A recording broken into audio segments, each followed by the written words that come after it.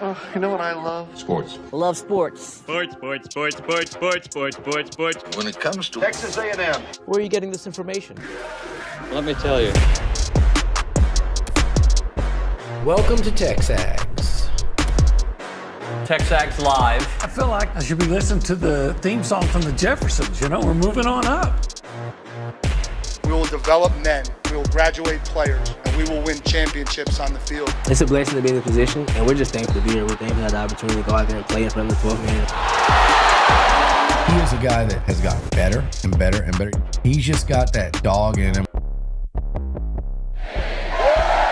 This one's special. The 12th man this past week was unbelievable. And this is a real program. It's not fake. This is a real place. And if you want to be really good at football, this is a really good place to be. You know, if I'm betting on anybody, it's the Aggies.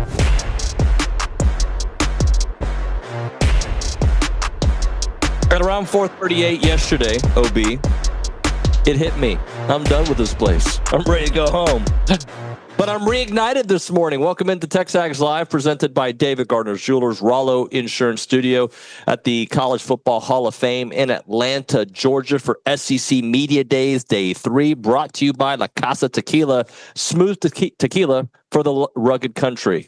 OB, how are you, sir? I'm doing well, you know, but I find it funny that, you know, you're kind of coming away around to my way of thinking, you know, that the SEC Media Days, it's on the one hand, it is kind of cool. It's great that you get, but it sucks. Yeah.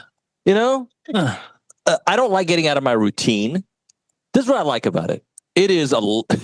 It's real college football talk for our show, and we see people that we don't get to see very much. That part I enjoy, but getting out of my routine, like you finish the job at 5 or 6 o'clock, which is a normal work day for most people, right? But it feels like you're still doing work after, and then you're planning the next day. But it's fine. Like, look, I'm just ready to sleep in my own bed around my family. But at least I have Texas A&M to look forward to, because if they go on day one, I don't care about anything else the rest of the week. You know?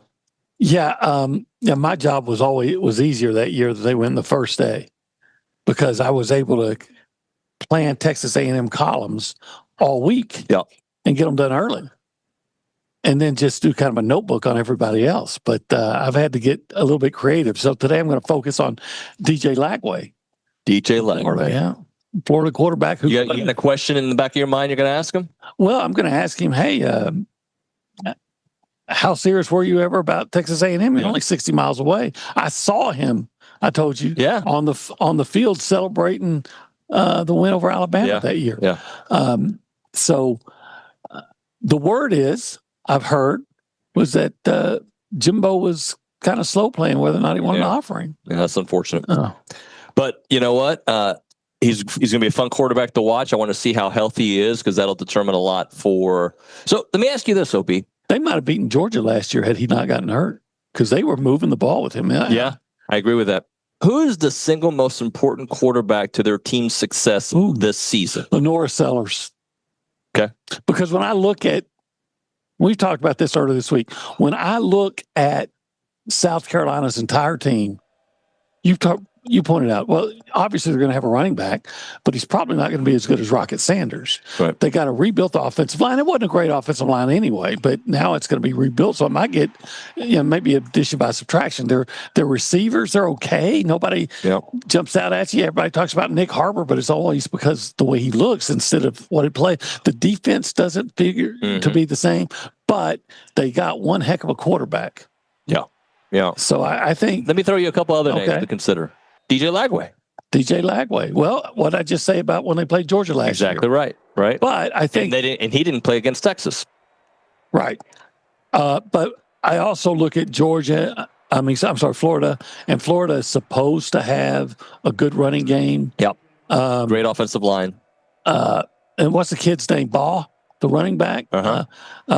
He's pretty explosive. Eugene Wilson is as good a receiver as there is in the league, or if he's not, he's in the next tier. Right. And I think their defense is supposed to be, pretty good. Maybe not great, but pretty good. Yep.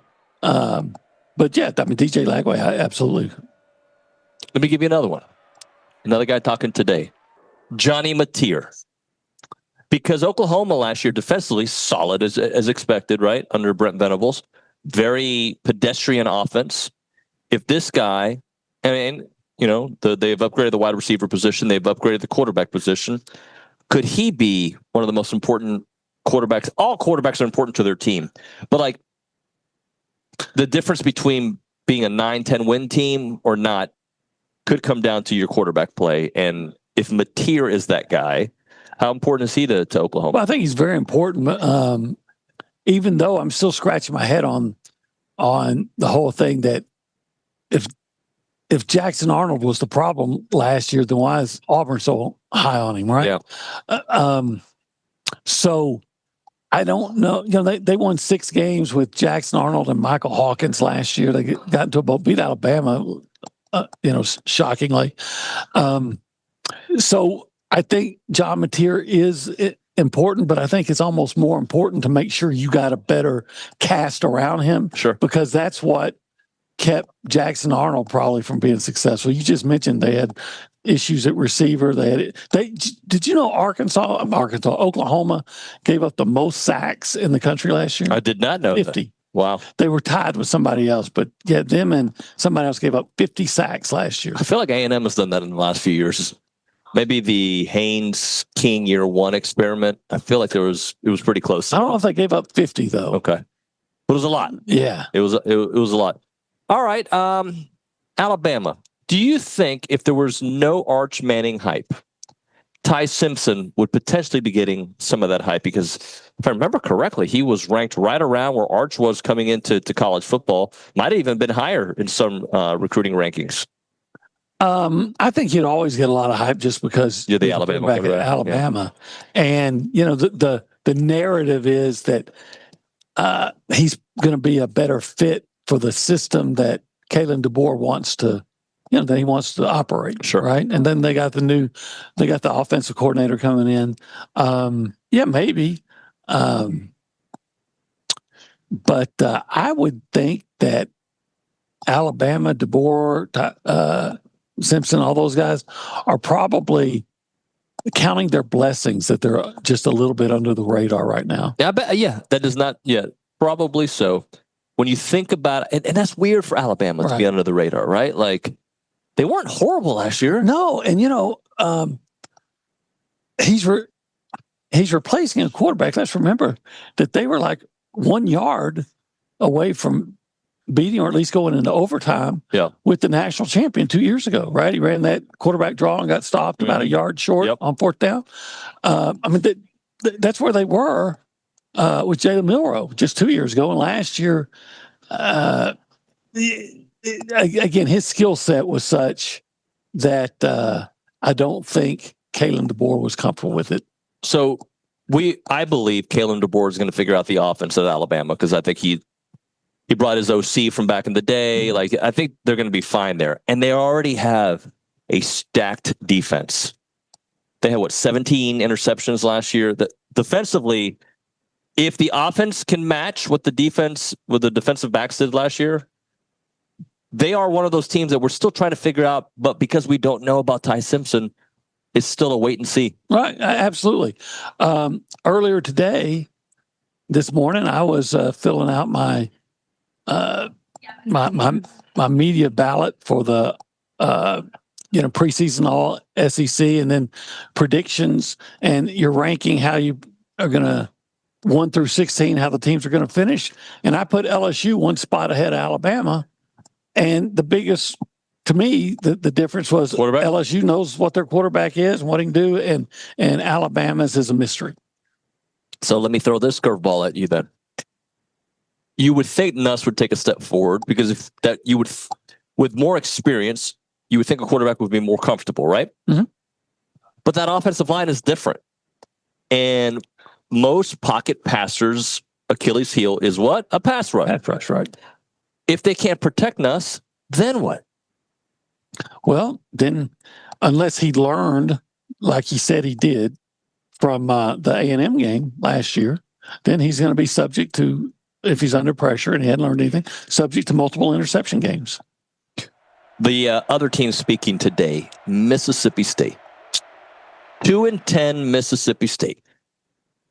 Yeah. You know that 4 of their home games this year are against last year's 4 college football playoff teams: Arizona State, Tennessee, Texas, and Georgia. Yeah, I think a good chance they're going 0-4 in those. I think they're going to have another tough year. It's funny. Blake Shapen was their starting quarterback last year. He got hurt. He was looking good at the beginning of the year. Yeah.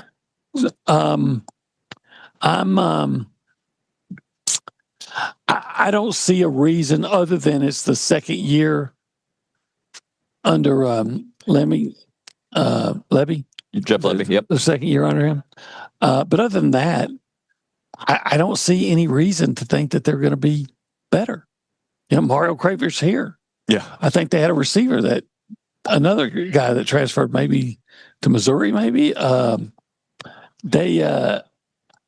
don't know who they have on defense. I like the Isaac Smith guy, the safety, but other than that, I don't know. And that doesn't mean I'm an expert on Mississippi State. They may have some guys that I just don't know about, but Mississippi State, I just have a hard time believing they're any better than they were last year. Yeah, I agree. 2 of the 4 teams speaking today, A&M will face. They will face both of them at Kyle Field, Mississippi State and Florida.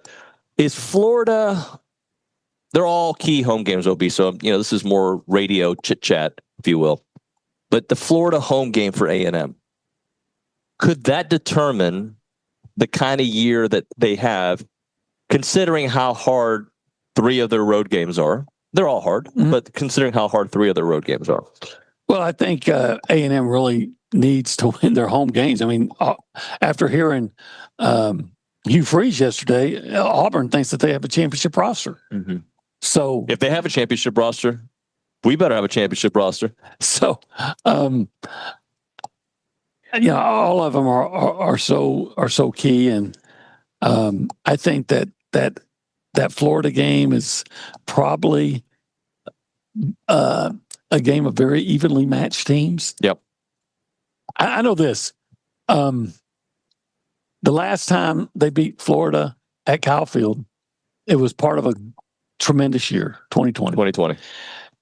The last time they played Florida here at Kyle Field, they lost in what was part of a very troubling year. Dysfunctional, troubling, embarrassing year. So that was the 5-7 year, right? Yeah, I think so. Yeah, and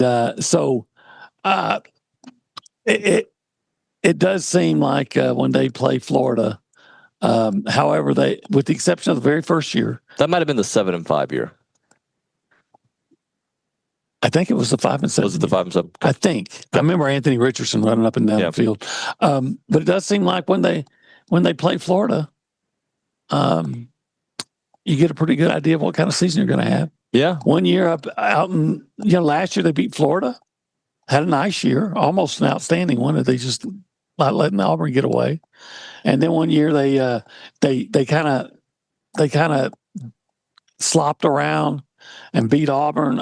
Beat Florida out there when Florida was wearing their alligator skin jersey uniforms, the worst I've ever seen.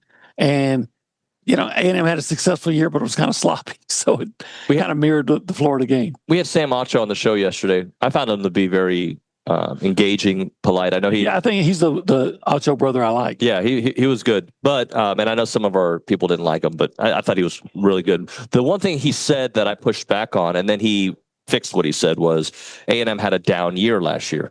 I don't think the A&M had a down year last year. I think A&M had a down finish of the season. And if you want to say that's a down year, a brand new head coach coming off a 7-5 season to go 8-4, 8-5, considering the bowl game, I don't think that's a down year. It's not good enough year, but I don't know if down year is the right way to phrase what A&M did last year. No, it's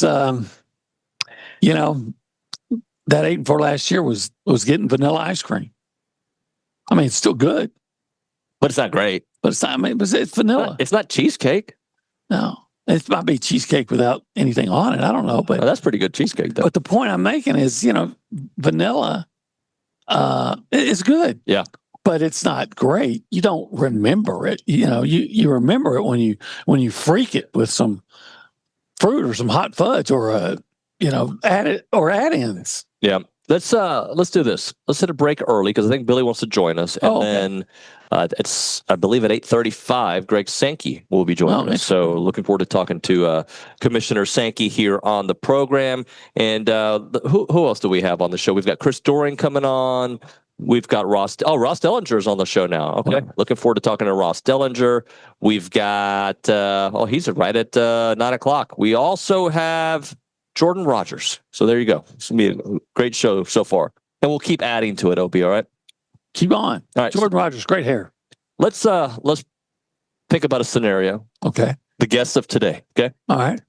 Greg Sankey comes up to you, he's like, hey, Olin, I'm coming to College Station. Okay. All right, I've got a top secret project, but I got to get some good food. I'm going to bring Jordan Rodgers with me. I'm going to bring Ross Dellenger with me. We're just going to all go together. And I'm going to also bring some random media member from Mississippi State. Okay. Where should we go eat? Well, since you mentioned Jordan Rodgers is coming too, I would say 1775 barbecue.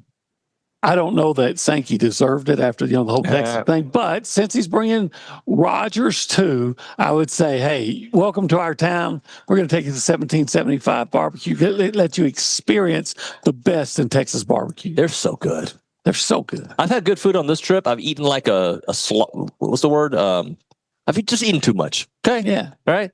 And it doesn't compare. I'd rather eat too much than 1775. Yeah, I always eat too much at 1775, but I don't mind because, how do you get too much of such a great thing? Yeah, it's the carnivore diet when you go to 1775. They're open Thursday through Saturday, 11 a.m. until they're sold out. You can call them up, 979-492-6241, or visit 1775bbq.com.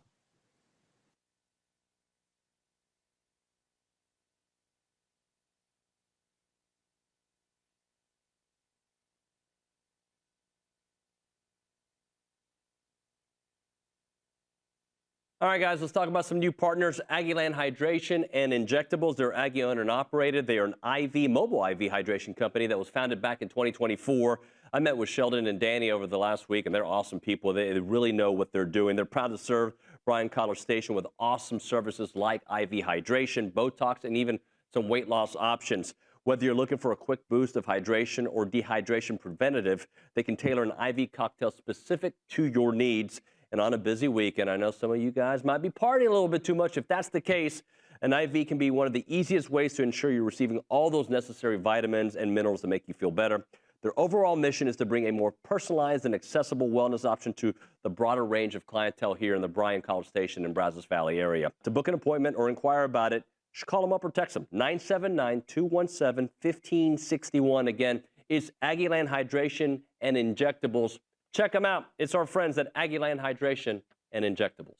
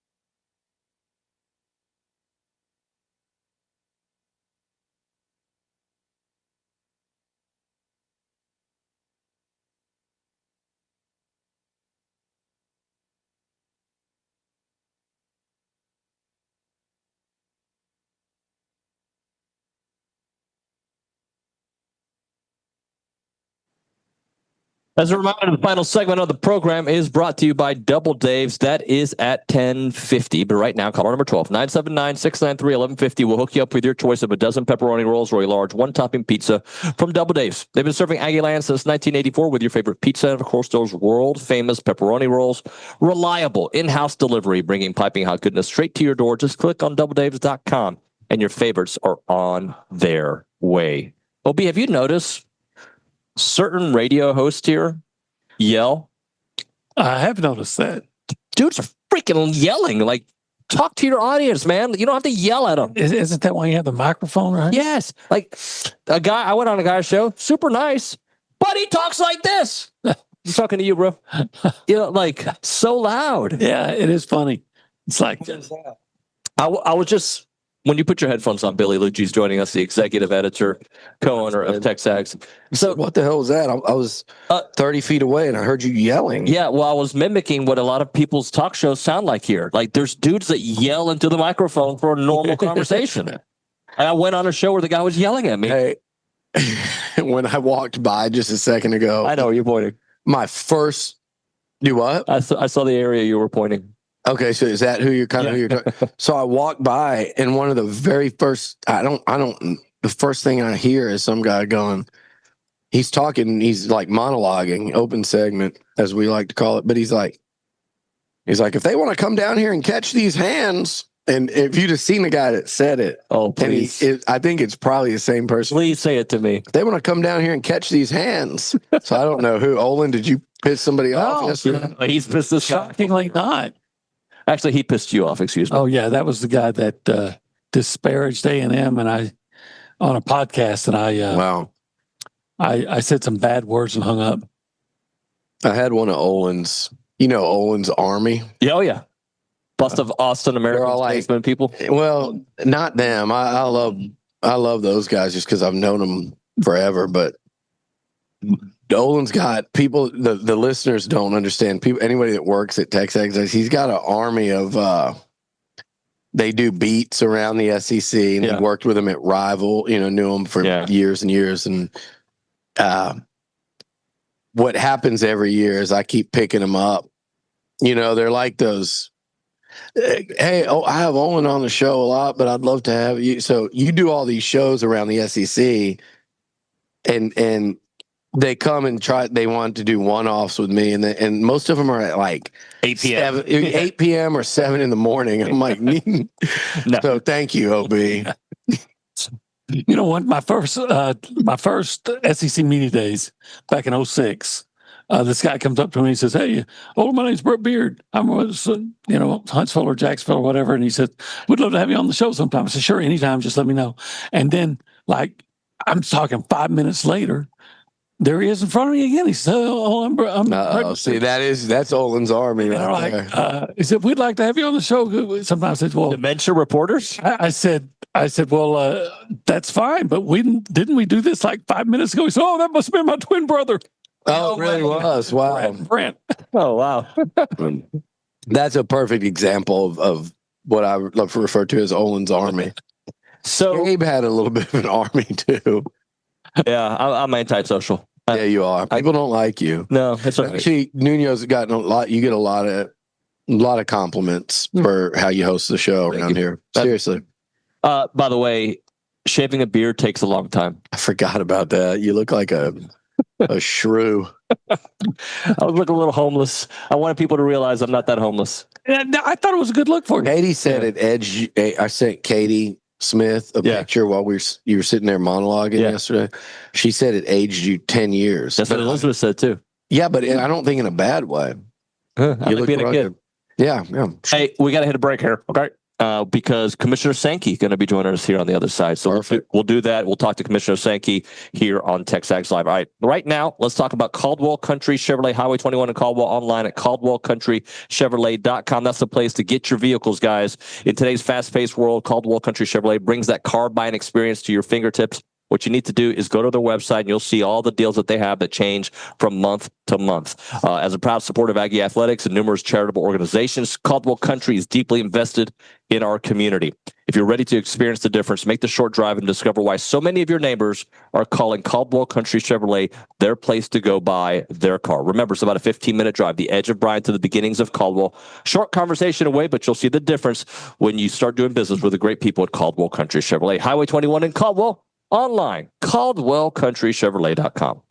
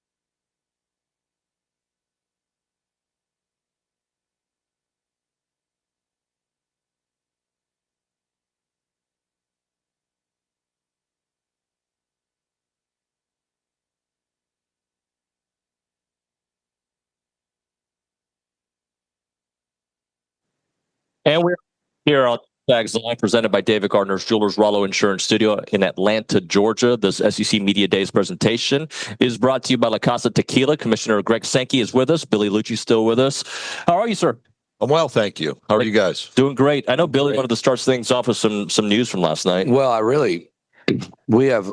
I could sit here with him all day, as everyone could. That's the problem for you here. But yeah, keeps moving. First off, summer concerts. Have you gotten to do anything? Because I know you and I like to talk about that. No, but this may, we went and saw Zach Brown in April. I don't think that counts. No, but that's summer runs in. Spring, right? I was up at the Pinnacle in Nashville. Great little venue. So that was a lot of fun. I saw you tweeting about something the other day. I saw the Eagles at the Sphere. That was my second Sphere. I saw U2 out there. That was in April as well. We are going Monday night in Birmingham at a brand new amphitheater near our downtown office location. So you have Toto. Oh, yeah. So 80s music. Hold the Line. And it worked. Oh, man. And it worked. Down on Egg. In between is Christopher Cross. So Dalen. No, I would go to that concert. Yeah, so that's my Monday night. I saw Toto open for Journey a couple years ago. They were great. Yep. You forget how many those classic 80s songs that they were involved in. It's great driving music. And by the way, I saw you tweet something where I did Metallica a few weeks ago, which was I've heard that's awesome. A great show. You ever want to join me in the pit? I got you. You've been in the pit, a different kind of pit, and it is called college football, college athletics. We were just reading, and you and I talked about it right when you walked up. There's a report: President Trump intends to sign an executive order in the coming days establishing national standards for the NCAA's NIL program. First, what was your reaction when you got news of that? I was at the All-Star game when the texts and emails started coming in about these reports, so I didn't worry about it too much then. Yeah. I had the opportunity to spend a day with the president June 8th. I was with the Notre Dame athletic director, Pete Bavacqua, and we had conversations about what's happening in college sports. So he's attended games. I'm sure he'll attend games this fall. I think all of the college games he's attended has had one or more of our teams. So he has an interest in sports generally. You've seen that, and interest in college sports. But you've seen reports. There's going to be a commission. There was a report several months ago about an imminent executive order, and I kind of put that off to the side. We want to the extent we can communicate our views, do that. You have to see if something is actually done and then what it is. And I try not to react too much to the social media stuff because what you haven't seen, like on the commission, a lot of talk about there's going to be a commission on college sports, but it wasn't coming from the White House. Okay. It comes from the White House. So much more speculative than How real. Difficult is that for you? Like, just being honest, like day to day to deal with rumor. I can't imagine the amount of people in your circle that text you every time something comes up. And then also you do have to deal with what the moving target of reality these days too. So I joined the SEC staff in 2002 in November. We go through the first recruiting cycle back in 2002, 2003. I don't think Twitter existed then. I recall, but your email did, and you take incoming of, hey, this happened on a recruiting weekend, and at that point, everything would cause your blood pressure to spike. Yeah. Now those things happen. We deal with them responsibly, but just because something's on social media doesn't mean it's accurate. You've seen things like on a Wednesday that are reported. Since we're on a Wednesday, by Friday, there's a lot more context and information that says what was out on a particular platform was not even close to being correct. You've been so much in the epicenter of all this change. And when I hear you speak like Monday, how much this seems like you're so passionate about, you've kind of been thrust as the commissioner of the SEC, and I think your personality as well, like into this where people are looking to you as kind of like, hey, get this sport, get college athletics back where we want it. Is that something you're enjoying, or is that like, man, this is you're going to do it regardless, I know, but is it something that you embrace and you're really passionate about? We're like, I want to be the guy to help do this. It's a combo meal. And In my remarks, I had a line on Monday about the understanding we're in a historic transformational moment in college sports. And I know enough of the history of college sports that you can identify those moments. Now, one of the problems that I think we've experienced probably over the last 50 years is most of the major change is driven externally. Mm-hmm. And that's a bit of a personal frustration. Yeah. But it's an acknowledgement that whether it was Title IX in the 70s, Board of Regents versus the NCAA, which changed the television construct, some of the antitrust issues, that it's hard for those within the system to step to a new reality because that system is perceived as working well. And that's the definition of what we're dealing with. Now, how do you help work through change and ideas and relevant directions now as a challenge for all of us? And there was a time where it was last September on a video conference of presidents and chancellors. I just said, hey, I wake up every day. I forget what prompted it, bearing the burden of a 90-plus year organization that's regionally central in thought and nationally prominent in our reality. That's a shared responsibility. So it's not simply about me, and it should be. I think when you're in the position, you recognize like a quarterback or a coach gets a lot of credit, a lot of blame. So that's our reality.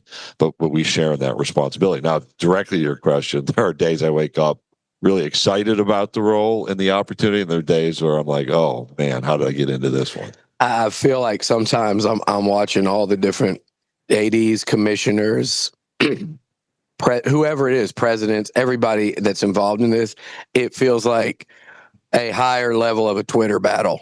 Like at these pressers and stuff, because there is so much going around back and forth, Dave. Well, I wanted to follow that up with the transfer portal. And do you see a world where, I don't know if limit's the right word to phrase it, but going back to having kids kind of these life lessons that you make when you have to wait a little bit for your spot and earn your spot, as opposed to taking every opportunity out there? I was just asked on Houston radio, like, what's the one thing I would address? And I put the transfer issue at the top, believe it or not, because I think that then has ripple effects into this economic activity.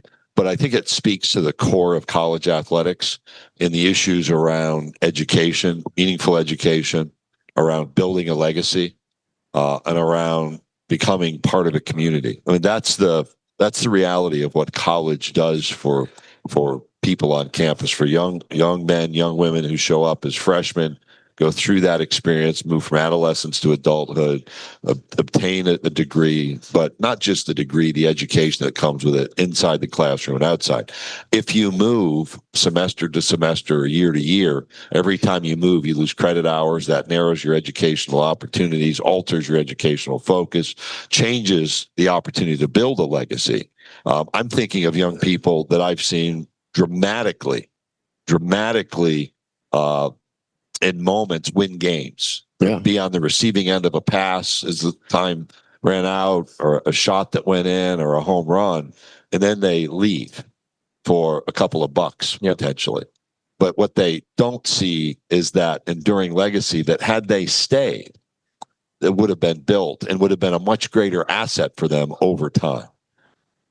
That's not something that you can fully explain sometimes. People have to see examples for that reality. And so one way to do that is not to go into lockdown mode, but to change the transfer freedom with good rationale tied to our academic mission and the values of higher education that still gives someone the opportunity to make a change if they're not in the right place, but it's not something that's facilitated on a term by term, on a whim basis. Talking to Commissioner Sankey here on TexAgs. I want to make sure. Did you have something? I'm sorry. No, good. I don't want to put words in your mouth, but I believe you would like to see the college football playoffs move into a model where it's just the 12 best teams, not 4-4-2-2, 5-11. Am I right on that? That's my legacy position. Is it? And I couldn't win that fight to because there's so many interests involved that you have to compromise. And when we were going through expansion dialogue in 2019, 2020, I'm like, hey, we don't need to go beyond 4. Like if you look last year, we would have been fine at 4. Yeah. Now, the ACC and the Big 12 wouldn't have had anybody in, but we would have been fine at 4. You could have had the right 4. Yeah. But I think there were enough teams, and Ohio State's an example, that now with the breadth of support can play for a national championship in that playoff system. And so we have the allocations of 5 conference champions being included. So that's the basis of 5. Like all this talk about who's doubling down on 5 and who's committed to 5. Like 5 is a fundamental part of the agreement. Now it's how many more teams are there and how are they selected? That's the issue. It's not about the 5. I'd welcome all at-larges. I'd welcome that. You would? Yeah, I'd welcome that in every championship. Absolutely. It's self-serving. But we're in this web of mutuality, whether it's college basketball or college football, where we do provide opportunities to bring people in. I think that can work if they fulfill their commitment to support strong programs like Boise last year. Nobody griped about Boise coming in. Interestingly enough, Clemson was the one brought in out of the top 12. True. The ACC champion was not in the top 12. The more that happens, I think the more problematic it is to just provide assurances to conference champions, particularly because of the displacement of teams ranked in the 11-12 area. Then that motivates the potential expansion. And I think what you would see is, do we stay at 12, do we go to 14 or 16? You're going to have the fundamental 5 of conference champions, and then it's just how many more remain. That may be a much more academic explanation than you've ever heard out of the conference commissioner. Like the 5 exists, and so it's really how many more beyond the 5? Is it going to be 7 more, 9 more, or 11 more to make 12, 14, or 16? And then where we put our emphasis was not on more allocated spots, is more AQ. It is what's the selection protocol and what's the information being used to inform those selection decisions, and can that be improved? And then are you kind of waiting, like the whole conference scheduling? Everybody always asks me that, and I go, I don't know how you really attack and address that before you know what that playoff target's going to land on. Yeah, there's 2 contingencies around the CFP. One is the most pressing, and that's our other bowl agreements. Yep. And then the other is it is an important piece of information to determine how many conference games we play. And this is in a context where you see non-conference games being discontinued and cited, or the citation is, well, this won't hurt us in the selection process if we don't play this game. And I actually think that's the CFP's moment of urgency, is to address this notion that the selection process disincentivizes tough scheduling. Right. You want A&M and Notre Dame to play. Right. Sure. You want that. It was a great evening. You wanted a different outcome last year. It'd be a great experience in South Bend. I've been up there hoping for the right kind of outcome for the Ags up there. But you don't want teams walking away from those games. You don't want Nebraska not to play Tennessee. You don't want Indiana to not play Virginia. And we have some schools that are thinking about discontinuing when they've had 10 power games scheduled in future years. And I'd like to see them play. Yeah. But I get the concern about CFP selection, and that's part of the guiding issue for us in our own schedule decision. And before we go, I'd love to ask you, because how familiar are you being in the area? A&M's recent hire, Bucky McMillan. Oh, yeah. Where the basketball league is, and had to go out and replace Buzz Williams, and got Bucky right there out of Samford. Yeah, I knew Buzz when he was an assistant coach at Texas Arlington, like in '93. Yeah, he obviously made his decision. I think Texas A&M College Station is a great place to be the coach across the board, and you've seen that, the kind of support, the leadership, the infrastructure. And I watched Bucky in high school. I didn't know him. He probably lived a couple miles from me, and then moved to Samford. And I had a conversation with Martin Newton. Martin is the athletic director at Samford, just named the men's basketball committee chair, and he couldn't say enough good about working with Bucky. And Trev had called me, and Bucky's agent called me as well, and I went back to Martin and said, I want to make sure I remember our conversation right. And seeing Bucky in Destin, that was the conversation I had with him. He's getting after it. I mean, he was calling people for season ticket purchases this year. He's good. He gets it. Like, yeah, it'll be a different style of basketball. and they did a heck of a job. He had Kansas beat in the NCAA tournament when he was at Samford. So he's built his basketball pedigree, and it'll be fun to watch him. Well, I've got to grow. As we go, I've got a scheduling complaint, which I'm sure you never get any of. I've got a wedding the day A&M plays in Fayetteville against Arkansas. You think you could move that? You got Because to work on your friends, man. the wedding is in the Finger Lakes, and I've never seen your home area. What date is that game? It's late set. I think it's the early October. That's a great time to be up I think in it's the the Finger second Lake week. region. I mean, you'll have a real fall. Yeah. We'll visit an apple orchard. I will say that game has gone back to campus, so that's a good thing, right? Fayetteville's nice. Back and forth. But you're going to have to make a decision. You're going to make a hard decision. Friendship or football. All right. Yep. Appreciate you, buddy. Thank you, sir. guys. Thanks for doing this every year. We appreciate it. Appreciate you. All right, we'll hit a break here. When we come back, an open segment. Right now, we're talking about duck camp, built for the blind, the boat, and beyond. Whether you're chasing birds at sunrise, casting lines at the bow, or sweating it out during a scorched Kyle Field, Duck Camp has the gear to keep you cool and comfortable. It looks sharp no matter what. Here's the current lineup, and it's good. You got the lightweight performance hoodie, the breathable quick drying. You've got the scout shorts. You got the essential hoodie, and the lightweight fishing shirts built for the flats, but clean enough for the tailgate. It's really, it's fantastic gear. I wear it when I go out to the gym. I wear it when I go to the grocery store. I wear it sometimes when I go to church, or I go, because you can wear it almost at any occasion, whether you're gearing up for the hunt, a fishing trip, or just trying to survive September in College Station. Duck Camp has got you covered. DuckCamp.com, built for the outdoors, designed for everything else.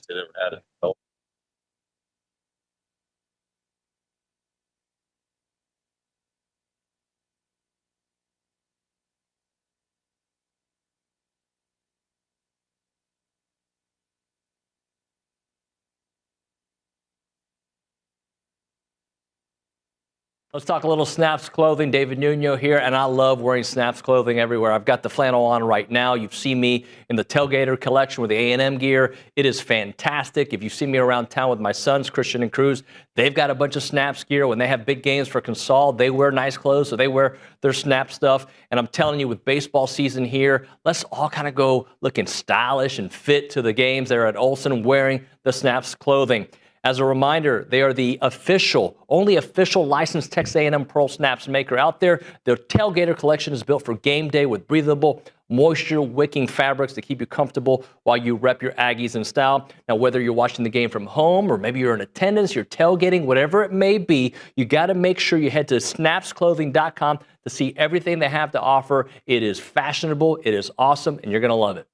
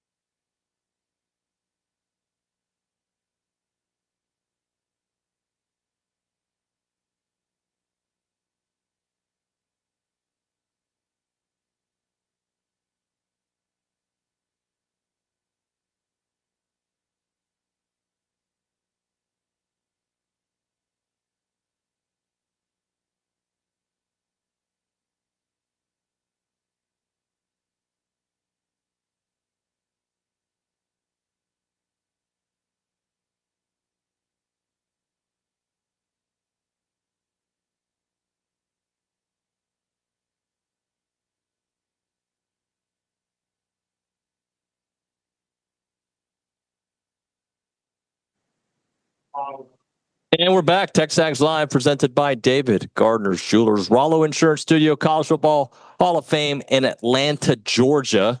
This presentation is brought to you by La Casa Tequila. La Casa Tequila. Were you able to hear any of what Commissioner Sankey had to say? I wasn't. Okay. You know, there's a lot of other outside noise. And because he has the microphone, you know, he doesn't have to scream like, you know, some guys people. Yeah.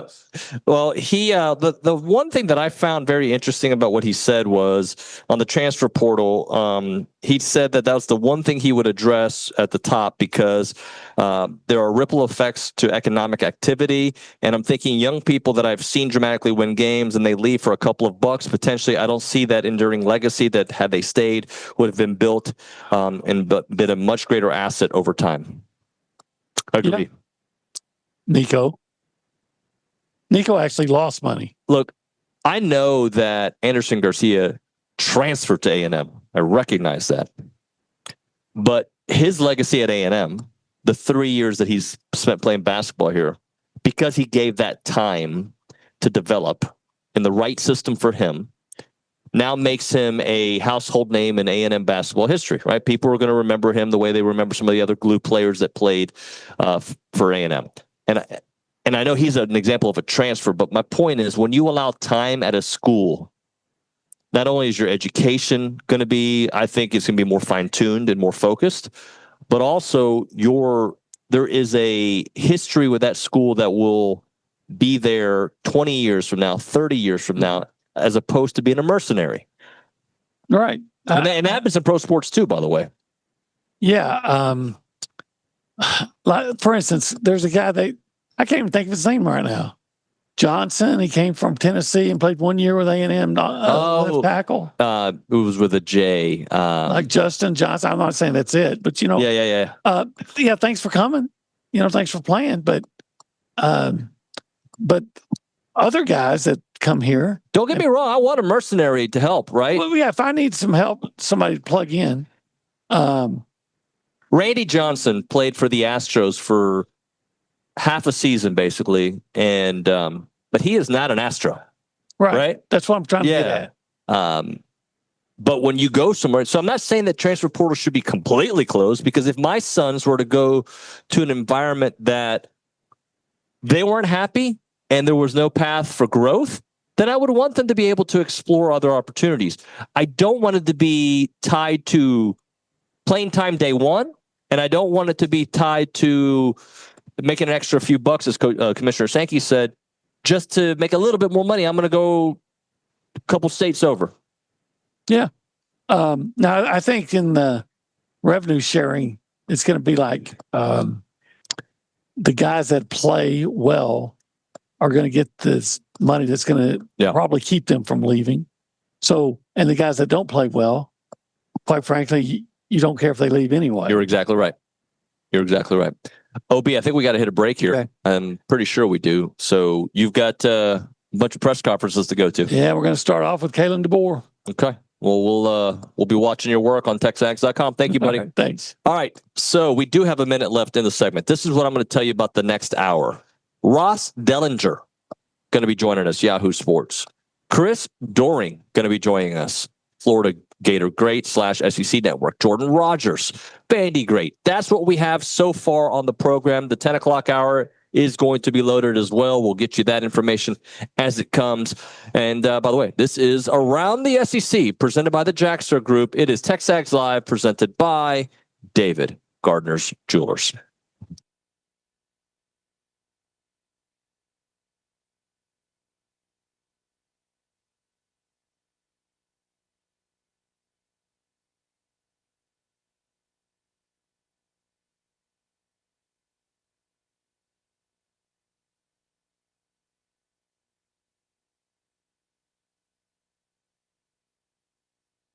Hey everyone, David Nuño and Olin Buchanan and OB. Typically, we start off the show in this section, and we call it the Holistic Planning Cool The cool zone, yeah. It's pretty cool. What do we know about holistic planning? Well, a lot of cool stuff. For instance, holistic planning can help you with your investments. I love that. They can help you with your taxes. So I don't like you know, paying taxes. You can get that money that from your investments and they keep it. You know, they'll help you keep it away from the government. Yep. Not all of it, but you know, more of it. And then they'll even help you with your estate planning. When you're old like me, you got to make sure some of that money you made is there for when you want to retire and just enjoy the rest of your life. You want your estate to be planned, but they also do something else. Yeah. Well, if you are like, say, a sports fan and you've always wanted to, everybody watching us, right? Yeah. And you want to always dreamed of being an owner? Well, in a certain way you can, because they will broker the deal for you to invest in pro sports. Yeah, what you need to do is check out investinprosports.com. That's where you can get all the information if you want to invest in a team. I don't know what team. He'd probably try to buy the Cowboys. I'd try to buy a lot of the Houston teams. Whatever it may be, investinprosports.com. It is holistic planning, and we love hanging out at the Holistic Planning Cool Zone.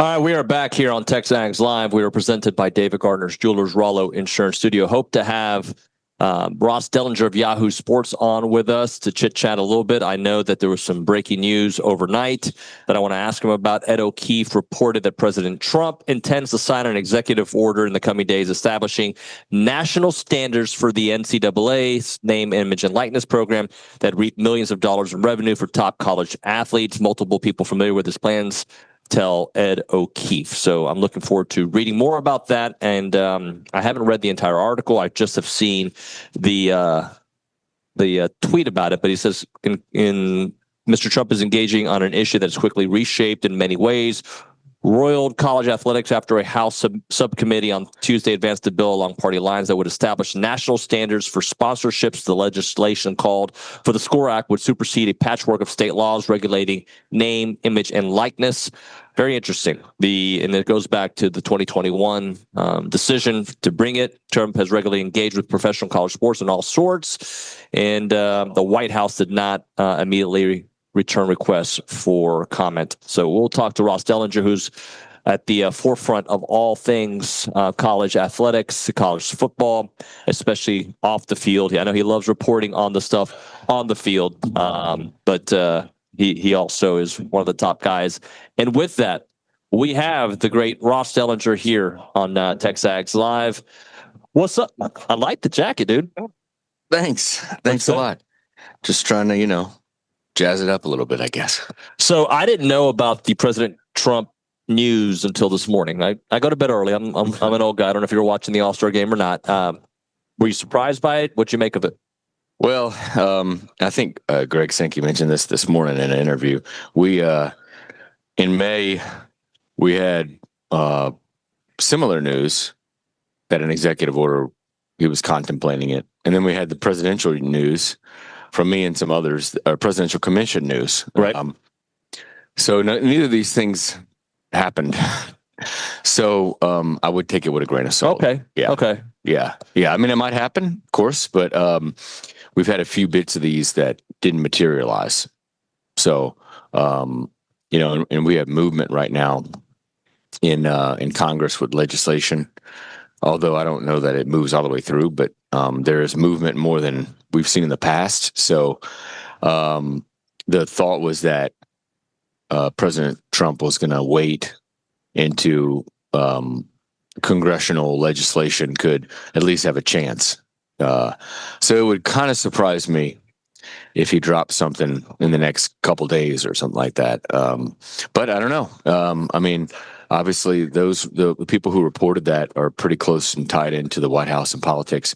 Certainly, unlike the presidential commission stuff in May that was buzzing around, that was sort of socialized with college athletic folks. This has not been. So if he does do something, not a lot of people in college athletics seem to know about it. Which is very interesting to say, Lee. So let's say this does happen. What does it mean? Like, honestly, like for the average person at home, like, all right, but how does that affect my viewing experience? How does that affect my love for college sports? Well, I don't know. It's hard to say without knowing what's going to be in the executive order. There's some rumors of what may be in the order. So you could have a lot of the things the NCAA has asked for in a congressional legislation. So you could basically have a preemption of all these state NIL laws. You could have sort of a limited antitrust protection so that the NCAA and the College Sports Commission could enforce its rules. You could have standards around, other things around NIL, but eligibility standards, we see eligibility under attack. So that could be a part of it too. So it kind of depends on what's in there. But the main gist is all the NCAA requests from Congress are probably going to be, if Trump does release an executive order, they're probably going to be in an executive order. I mean, this is going to be like a pro NCAA college sports leadership sort of executive order. It's going to allow the NCAA and college sports to enforce a lot of rules and grant it power that it sort of wants. Now, the problem is an executive order, maybe unlike congressional legislation, is subject to the courts, and right. It's whatever is going to be in the executive order is not going to be a permanent solution. So how do we get to that permanent solution? Well, I think you either got to get Congress to move a bill, which it is, as I mentioned earlier, the House has legislation that they marked up yesterday. They marked up a bill, and it passed 12-11. So by one vote, it passed the subcommittee. Then it goes to the full committee next week for a similar sort of markup where they just amend and edit the bill. If it passes the full committee, which the expectation is it will, then it would go to the floor. Rephrase that. There's a possibility that it would go to the floor. The House, the leadership of the House would have to bring it up on the floor if it passes committee. And they don't have to do that. They don't have to bring up any bill if they don't want. So it would go to the full committee for a vote, or full House for a vote, and then it would, like any bill, it would go over to the Senate. And that's probably where it would die. I feel like sometimes I'm wasting a lot of time writing and even talking about it because the Senate really, because of filibuster rules in the Senate, you need 60 votes to pass anything, not just a majority. And so you need 7 Democrats to vote for any bill. And the bill that they're talking about is a bill that includes anti-employment, and getting 7 Democrats to vote on a bill with anti-employment, I think is going to be difficult. Now there's separate conversations going on in the Senate with Ted Cruz and Chris Coons of Delaware, Democrat, and they're talking about introducing some kind of congressional legislation of some sort on their own. We'll see if that comes to fruition. Does it feel like to you that this year it's a lot more activity than like from 21 to 24 is like, all right, we're in the Wild West. We're just kind of dealing with it. We'll get there when we get there. And now it seems like, at least from reports, a lot of things are happening at once, even if it doesn't mean something's going to come out of it. Yeah, I think that's goes back to the approval of the settlement. I think the approval of the settlement and the fact that schools are now, directly sharing revenue with athletes under the system, probably triggered a lot of this movement to happen, because you can then take legislation and it can sort of codify and enshrine a lot of what was agreed to in the settlement. We've seen the NCAA. There's sort of like, a trickle effect going on. You have the approval of the settlement, and then we saw the NCAA a few weeks ago basically enshrine the settlement terms in their own rules. And then the third step would be having Congress enshrine those rules and codify everything. So that's kind of what's happening, and I think that's why you see a lot of movement, is because the settlement was approved in everybody's sort of doing, for the most part, doing what many wanted college athletic leaders to do, which is to pay the students directly, right? The student athletes directly, and that's what we're seeing. Tell me if I'm understanding you correctly.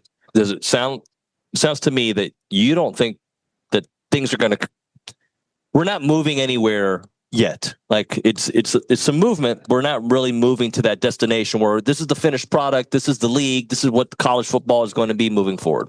No, without a congressional bill of some sort, and as I explained, like it's very hard to see it getting there or anytime soon. But without that, there's going to be not a lot of stability for a while. Right. You're going to have lawsuits against this NIL clearinghouse. It's already started, right? Yeah, I mean, at least the talk of it. Nothing's been filed just yet, but I would expect a lawsuit to be filed. Now, last week, we had broke some significant news on Friday about the House plaintiff attorneys sending a letter to the College Sports Commission, saying that some of the deals that they denied, the collective deals that they denied, needed to basically be reinstated, that they were interpreting the settlement rules wrong, and that collectives have to be viewed as a normal business. And that's not the way the College Sports Commission sees it. So there's already a dispute there. And that dispute will probably lead to actual lawsuits filed, and may lead to attorneys going to the magistrate judge who oversees the settlement. So yeah, it's a long way from any kind of stability. We had Commissioner Sankey on the show just a little while ago, and he said one of the first things he wishes he could fix is the transfer portal. Just because of what it can do for someone's long-term history at that school, the benefits outside of just playing sports, right? The education, the history.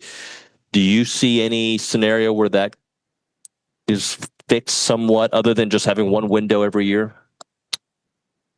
I think that schools are trying to limit movement by writing in a certain way the rev share contracts.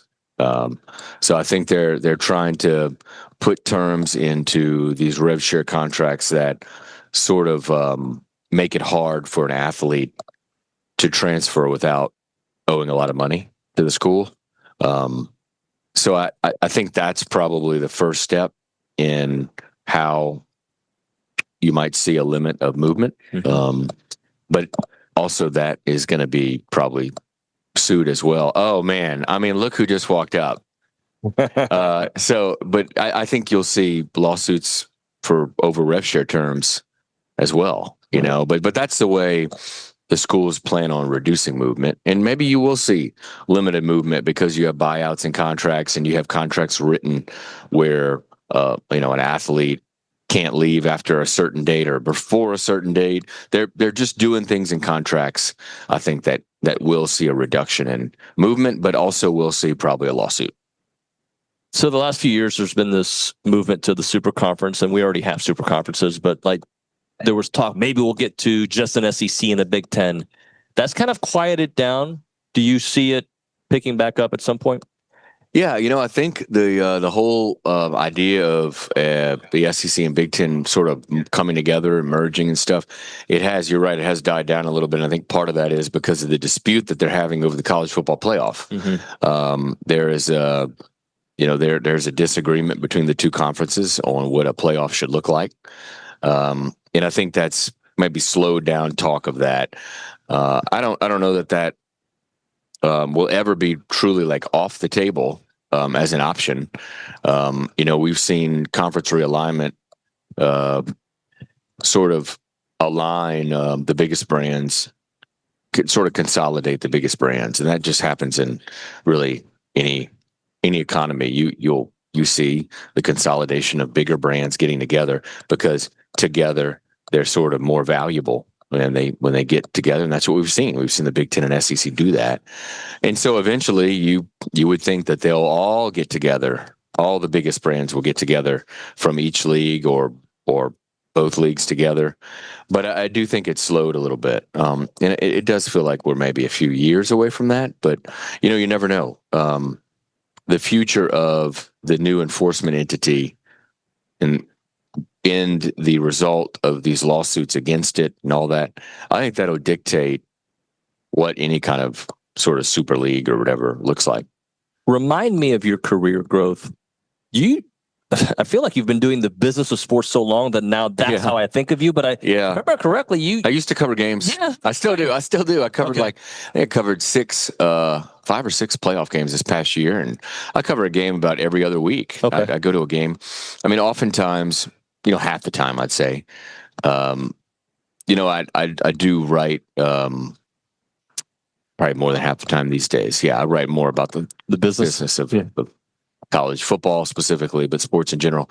And it's kind of evolved that way. It's like I don't know. I just kind of embraced that side of it. I kind of grew up as a news writer, actually, so that kind of drift toward that. But it was nice actually yesterday to write like a real sort of player feature, following around Arch Manning and doing all that. So sometimes I do write about real football, but lately there's just so much change and historic change. It's hard not to write about all this evolution that college football is undergoing.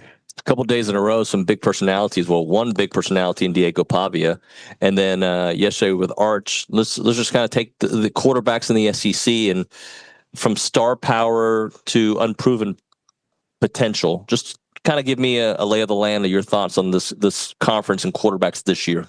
Yeah, you know, I was at Big 12 Media Day last week, and they had run some numbers of their returning quarterbacks, and I think they're like statistically they have like the best returning quarterbacks. But this league has obviously a lot of new quarterbacks for the school that they're playing at. And so that should be interesting. Obviously, always breaking in a quarterback is difficult, but yeah, think about the guys that we had in here.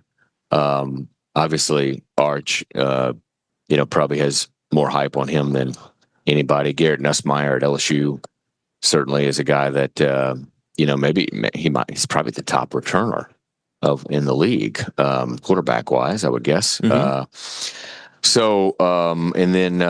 then from Oklahoma, now at Auburn, and I'm blanking on his name. John Mateer at Oklahoma and Jackson Arnold at Auburn. Jackson Arnold, yeah.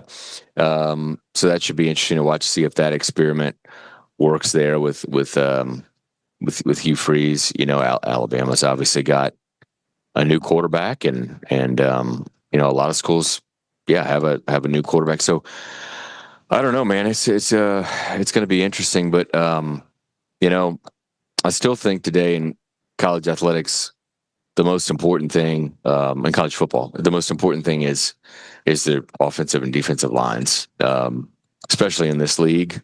I think quarterback is second. I think your lines, especially on defense, your defensive front, which this league has always been known for, is critical to success. Well, before I let you go, let me ask you about A&M.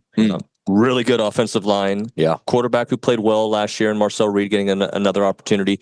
Questions about the defensive line. Do you feel like Coach Elko's got A&M moving in the right direction?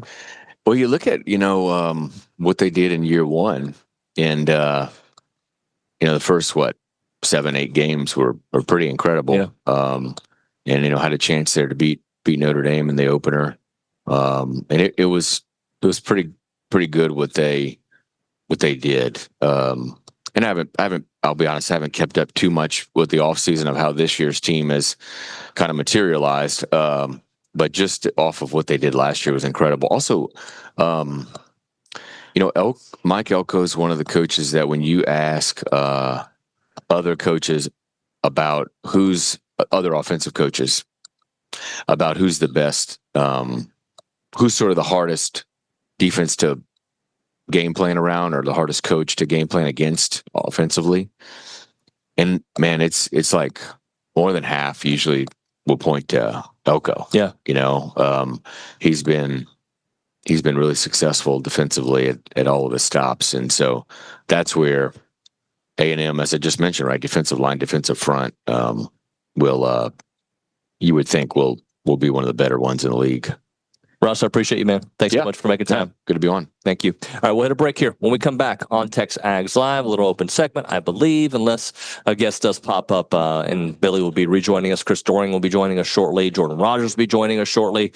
Right now, Daily Company, a family-owned, licensed, and insured business that provides HVAC, electrical, plumbing, and generator services. That's available to you 24/7. So when you're in a bind and you're in a bad situation, they got you. HVAC, thermostat repairs, refrigerant leaks, furnace failures, seasonal tune-ups. Plumbing wise, you got the leak repairs, the clogged drains, the water heater installation, the maintenance to keep those pipes in top shape. You've got electrical wiring outlets repairs and upgrades for safety and efficiency. And then, of course, generator repair. They've got the maintenance there. They got the installation to ensure preparedness for power outages. They take care of all of Bryan and College Station. They take care of Houston. They take care of Austin. And they have upfront pricing. No jokes there. They'll take great care of you. Contact Daily Company at 979-2060-2020. That is 979-260-2020. Or visit them at godaily.com to experience the daily difference.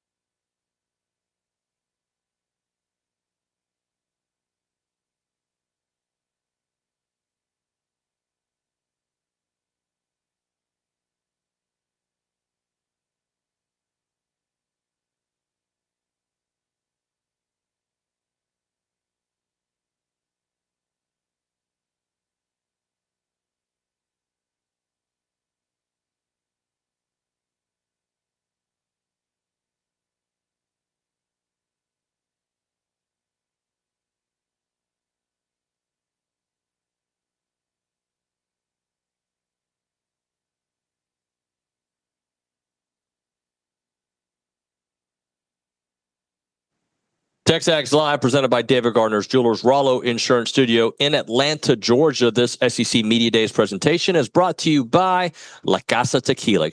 Generational experience, Aggie owned and operated. Ryan Fowler, what are you up to? He's an Alabama insider. He's great. I like him. I might punch him, but he's brought an Alabama helmet. I did. It's just, it's a good prop. Did you bring it with you? No, I did. I wanted to, because I was always jealous. I mean, look at y'all's equipment. I mean, you guys have got the fancy stuff. Yeah, we do. And I figured I would just bring the helmet. It's, it signifies a lot.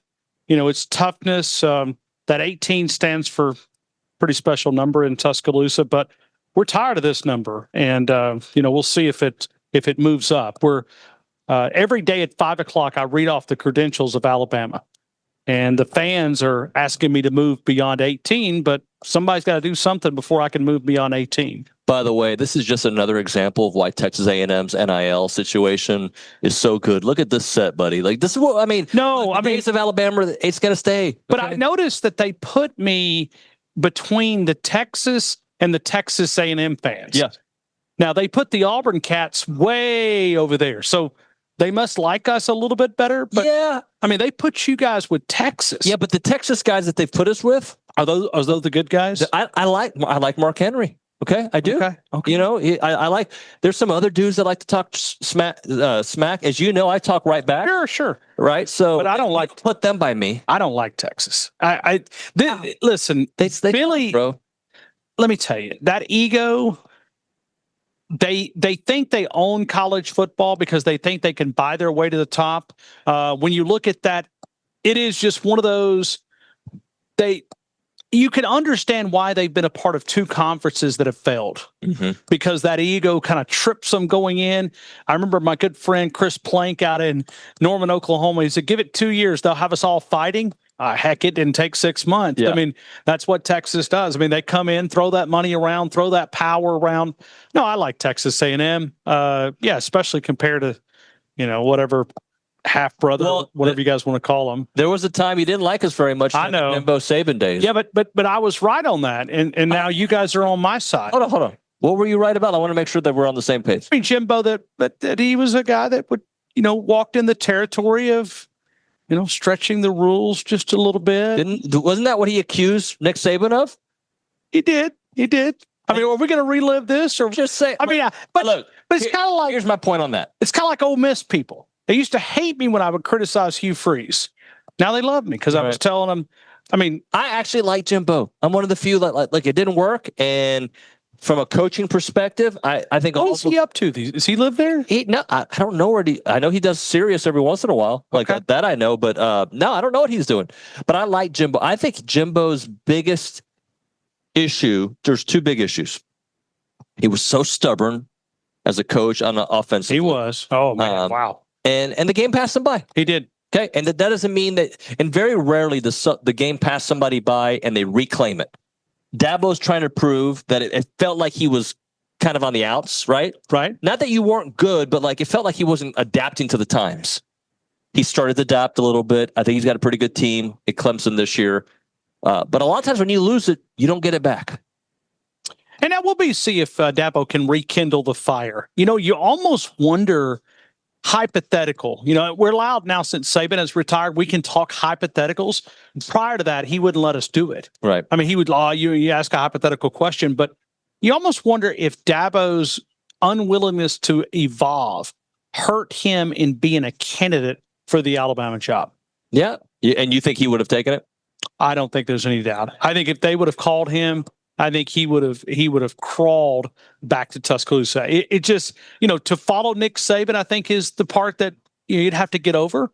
And I think it's one of the reasons why you respect DeBoer is he showed Coach Saban the respect, but he's also not been intimidated by it either. Yeah. And some coaches would have been, especially him living in the same town. His office is just a couple of blocks down the road. I mean, that's a part. I mean, to think about this week, we got the week started off because some former quarterback wanted to throw out some kind of sources that he didn't know what he's talking about. Yeah. That Saban was coming back into coaching. Let me ask you this. Do you think if there was no Arch in the SEC, we'd be talking Ty Simpson? Possibly. Because I feel like nobody talks about him. And Ty's one of those guys that had opportunities to go other places and decided to stay around. Reminds me a lot of Mac Jones. That mindset of, I'm going to stick it out. I had a commitment. I'm going to fulfill that commitment. Yes, it may not be the perfect pathway that I thought I was going to be able to take. But I look at Arch Manning, and there's some similarities between him and Ty Simpson. Playing at a smaller school, taking a little bit longer to develop, right? I mean, not just being thrown in day one. I think that's where the advantage of playing in a bigger school, whether you go to Texas or, Georgia, Alabama, wherever these big schools, rather than coming from a small school up in Tennessee, Arch playing down in New Orleans, you do seem a pathway. And these guys train together up at QB Country in Nashville. When you look at Ty Simpson, done a lot of things right, needs to be a little bit more consistent with the football. I think he's got that. I think it's more about his confidence.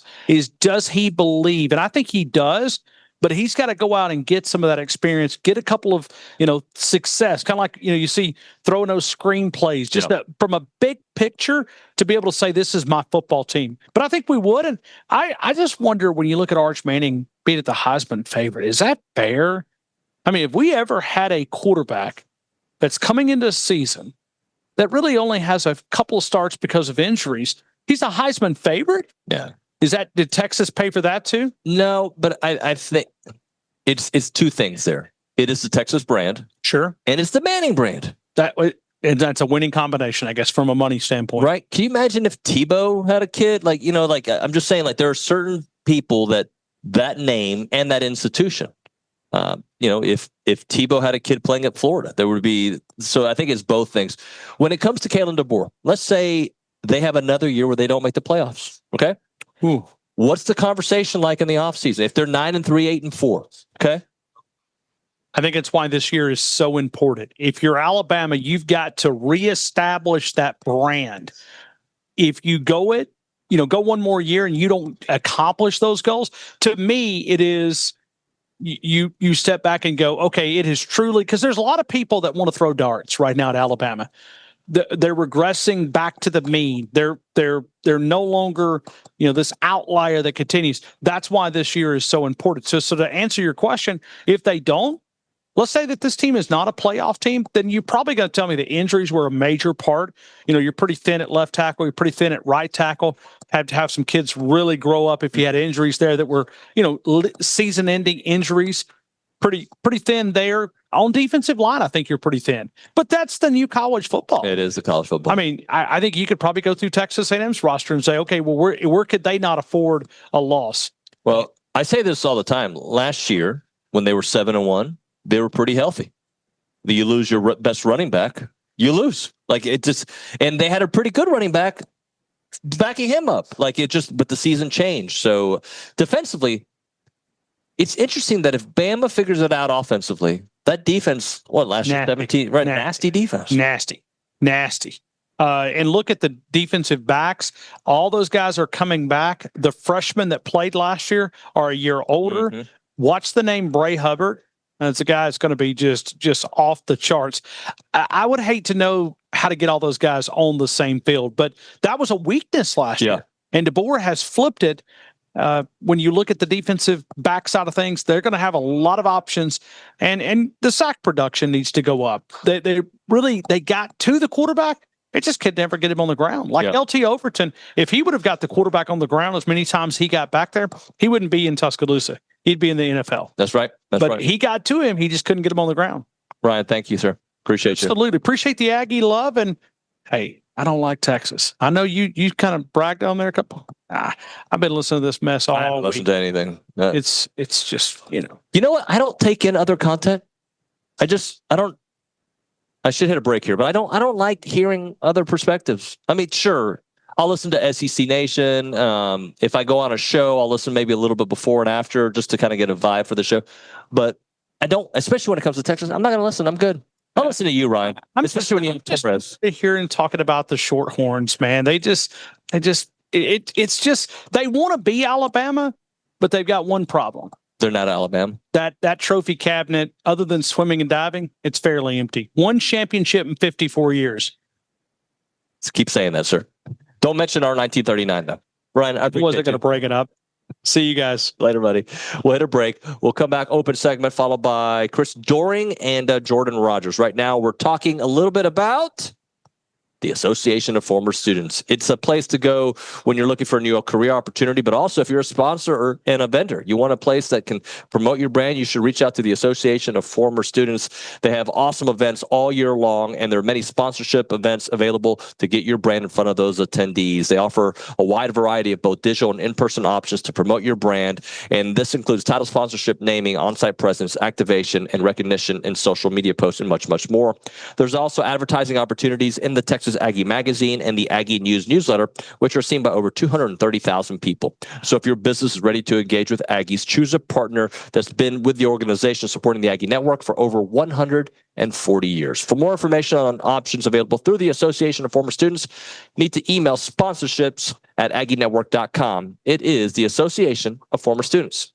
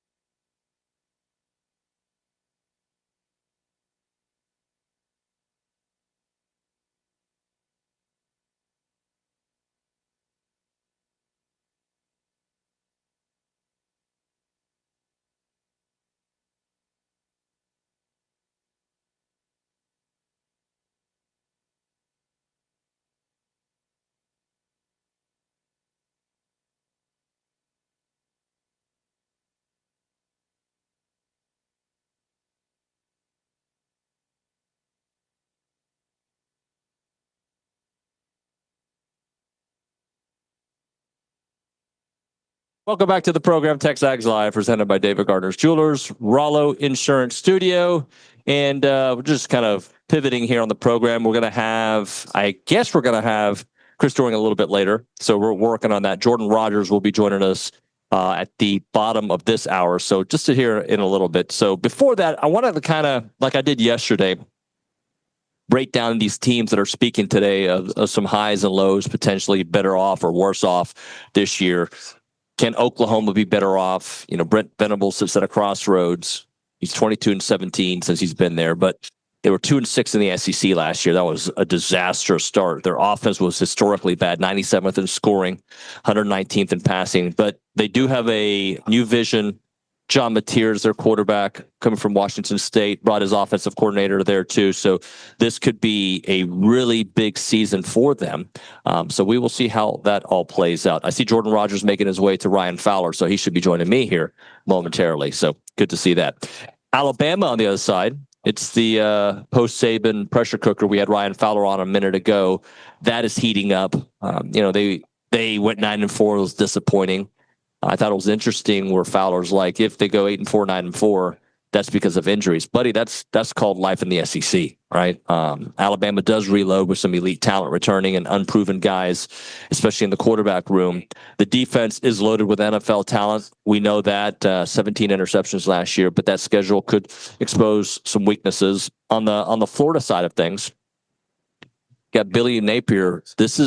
Was the end of the season last year with DJ Lagway. Was that just an end of the season, take advantage of a situation, or is that who they're really going to be this year? He is a Heisman candidate for obvious reasons. And so he's got a lot of weapons around him, but he gets hurt. He was, his shoulder injury during the offseason was a real problem. And also you got Mississippi State. You got Jeff Lebby, the second year. They've got some talent. But Blake Shapen showed some promise last year. But that schedule is ridiculous. I told you guys they got 4 college football playoff teams coming to Mississippi State this year. So they might be the best bad team in the country, but they're still going to be bad, doomed by facing those teams. And, they'll have to come to Kyle Field as well. What we will do is, I'll just keep going. I'm gonna actually continue breaking down Oklahoma, and then we'll hit a break because I think we'll be able to have Jordan Rodgers on with us at that point. I don't even know if I'm on the air right now. I just see connecting, but I'm going to keep going. Oklahoma. It is about the quarterback that I mentioned a moment ago, right? It's about John Mateer. 119th in passing last year, bottom 10 nationally.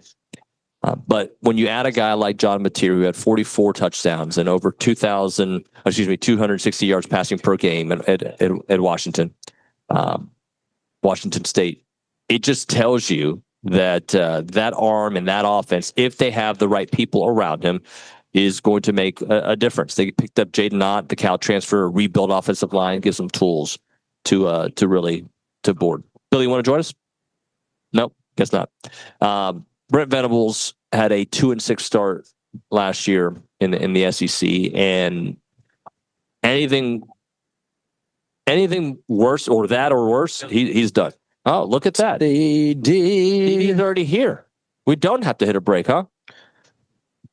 What do I do with my breaks, Nick, because we're at 44? All right, let's hit a break. Just sat down. We'll hit a break. We'll get CD on the other side. It's TexAgs Live, presented by David Gardner's Jewelers.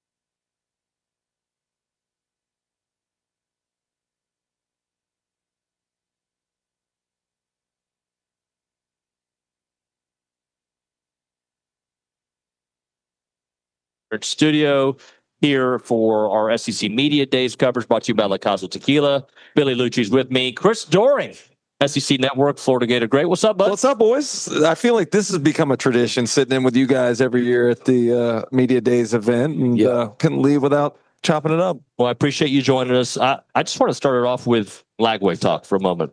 Is he the most important quarterback to his team's success this year?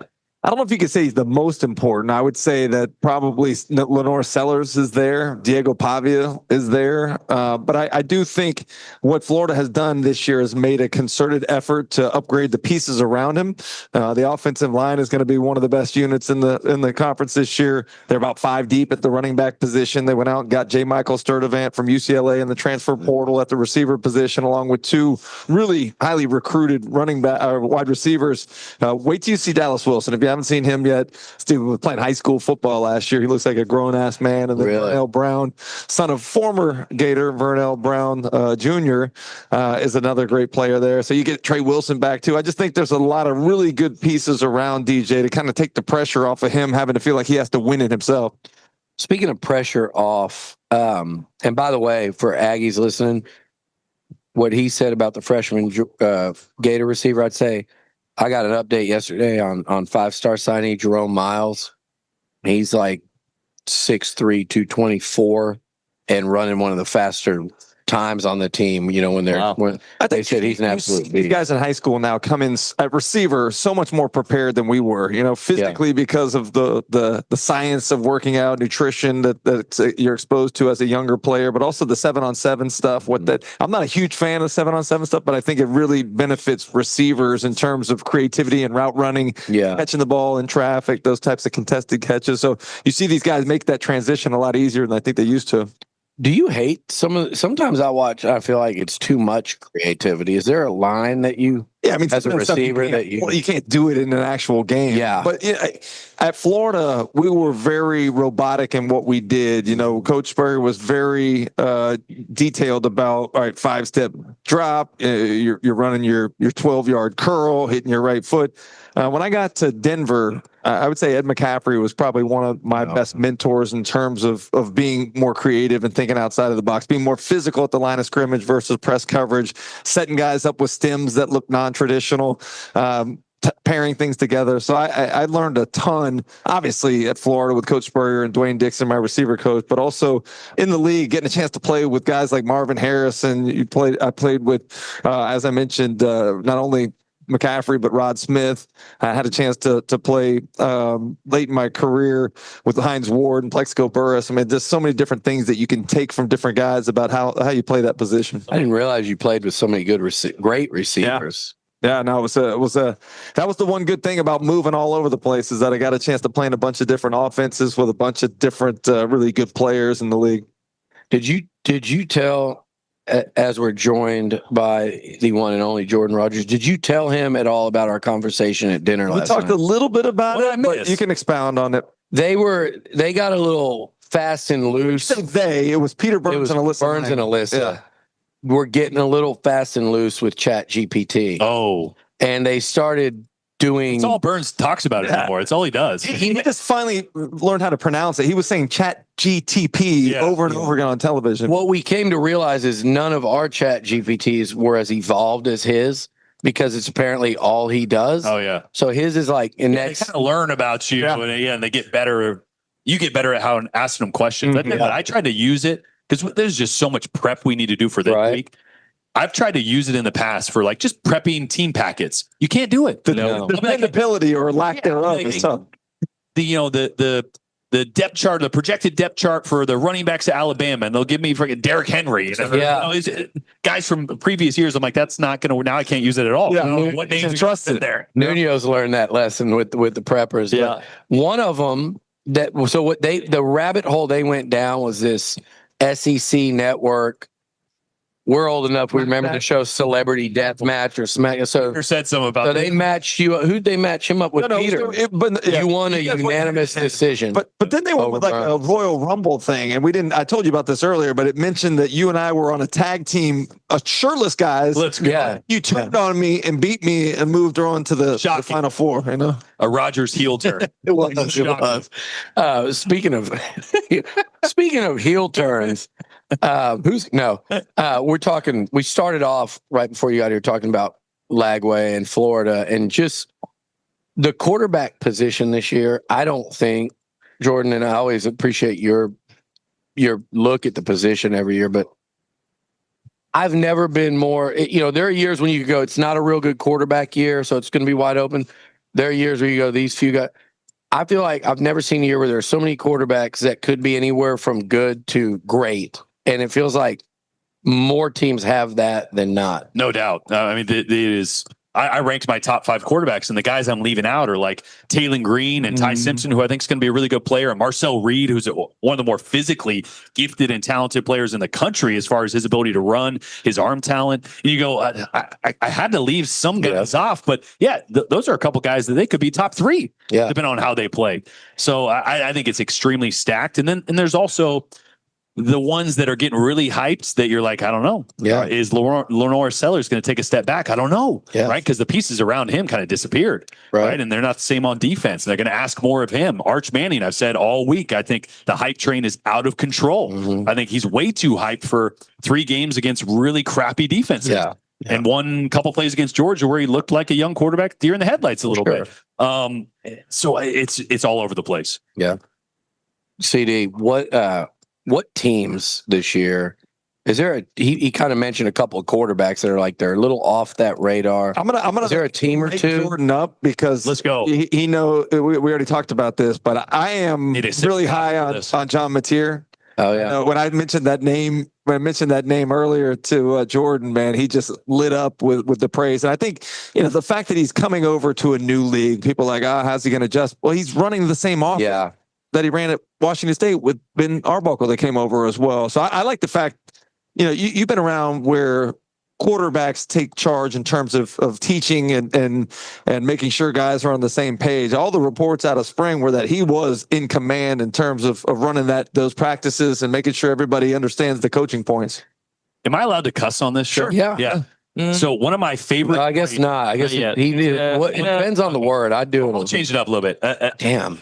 See, sorry. Favorite traits of watching a quarterback is you need to have a little crap to you. You need to have a little something to you. Yeah. He's got it. Yeah. Because I think that you have to play with a little bit of chip and flirt that line of confidence and cockiness, and especially at a place that didn't have that at all last year. Right. Position had zero confidence. I think that permeates your locker room. But to CD's point, I was so jealous of Greg McElroy because he ranked John Mateer number 1 in his rankings, and I wanted to rank him higher. Yeah. I was just a little concerned about some of the quality of a few of the opponents, but this guy, talk about making something out of nothing. It's almost every single play is never dead with him. He can throw from every arm angle. His deep ball, the ability to adjust trajectory on his deep ball, whether it's 30 yards or 50 yards downfield, I thought was impeccable. I think he's a really, really good player. And I think it's going to be a little bit of the Vandy effect. Bringing your offensive coordinator, plugging in a system now with better talent. We forget that too. He's going to be throwing to guys that are better than the guys he was throwing to at Washington State. I'm really high on them as well. I think he's the reason OU to me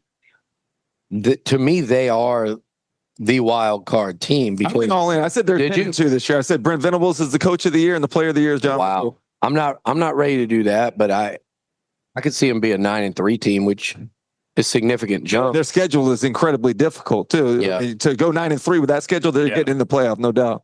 Jordan, talk to me real quick before you guys run off here. Give me y'all's thoughts on Mike Elko coming out of year 1. Going into year 2 here and kind of what he's looking at leading the program. I love having done a couple games last year. I love Elko. I've loved him ever since he was defensive coordinator. He's one of my favorite guys to meet with because I think he's so real. There's such a genuine aspect to the way he handles not just media interactions, but his players. I love the way he navigated the tricky quarterback situation last year where there was a couple games. I remember one of the games was the Missouri game. They put Connor back in. Exactly. So there was just that's a tough job as a head coach, but falling on Marcel Reed, giving him the confidence at the end of the year to be the guy that's going to take you forward. I love the pieces they've tried to put around him because of some of the departures that they've had. I think he's incredibly talented. The more I talk to Colin Klein on the sidelines at practice about just his ability and the things that he processes that you can't really see on film. You don't know what he's handling and how he's handling things between the ears. I've always thought Elko was going to be successful at A&M, and I think no one's talking about him. Yeah.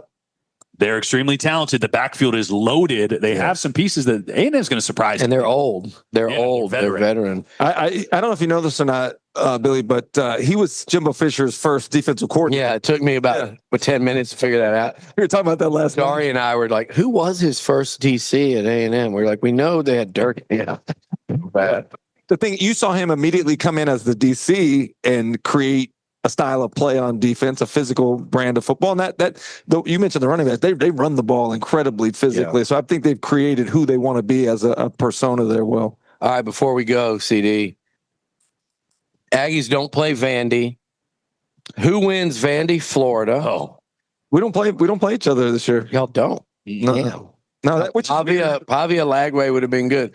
All right, Kyle Field. Are you going to be? That's you've been on a little losing streak against the Ags. At the end of the run, we got to go to LSU. I know. Miami, home against Texas, and then go to you guys. So wow, I'll take it. It's going to be tough. You don't take it. Get beat up a little. Exactly. Get interviews to go to, and we're ran through our stop signs. Perfect. Goes over. Thanks. We got another hour to go. All right, we'll hit a 1 minute break. We'll be back.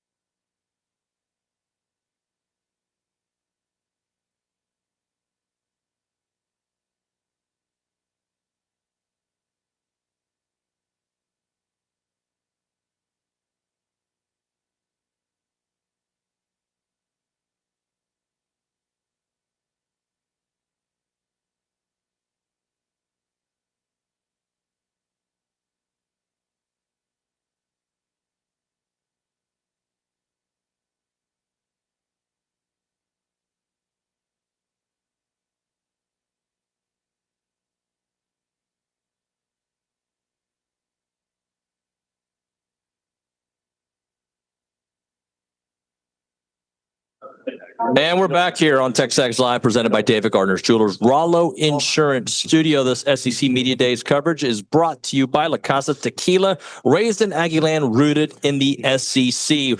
We're talking a little Senior Bowl. Drew Fabianich, the new director, took over in May, is joining us here on the program.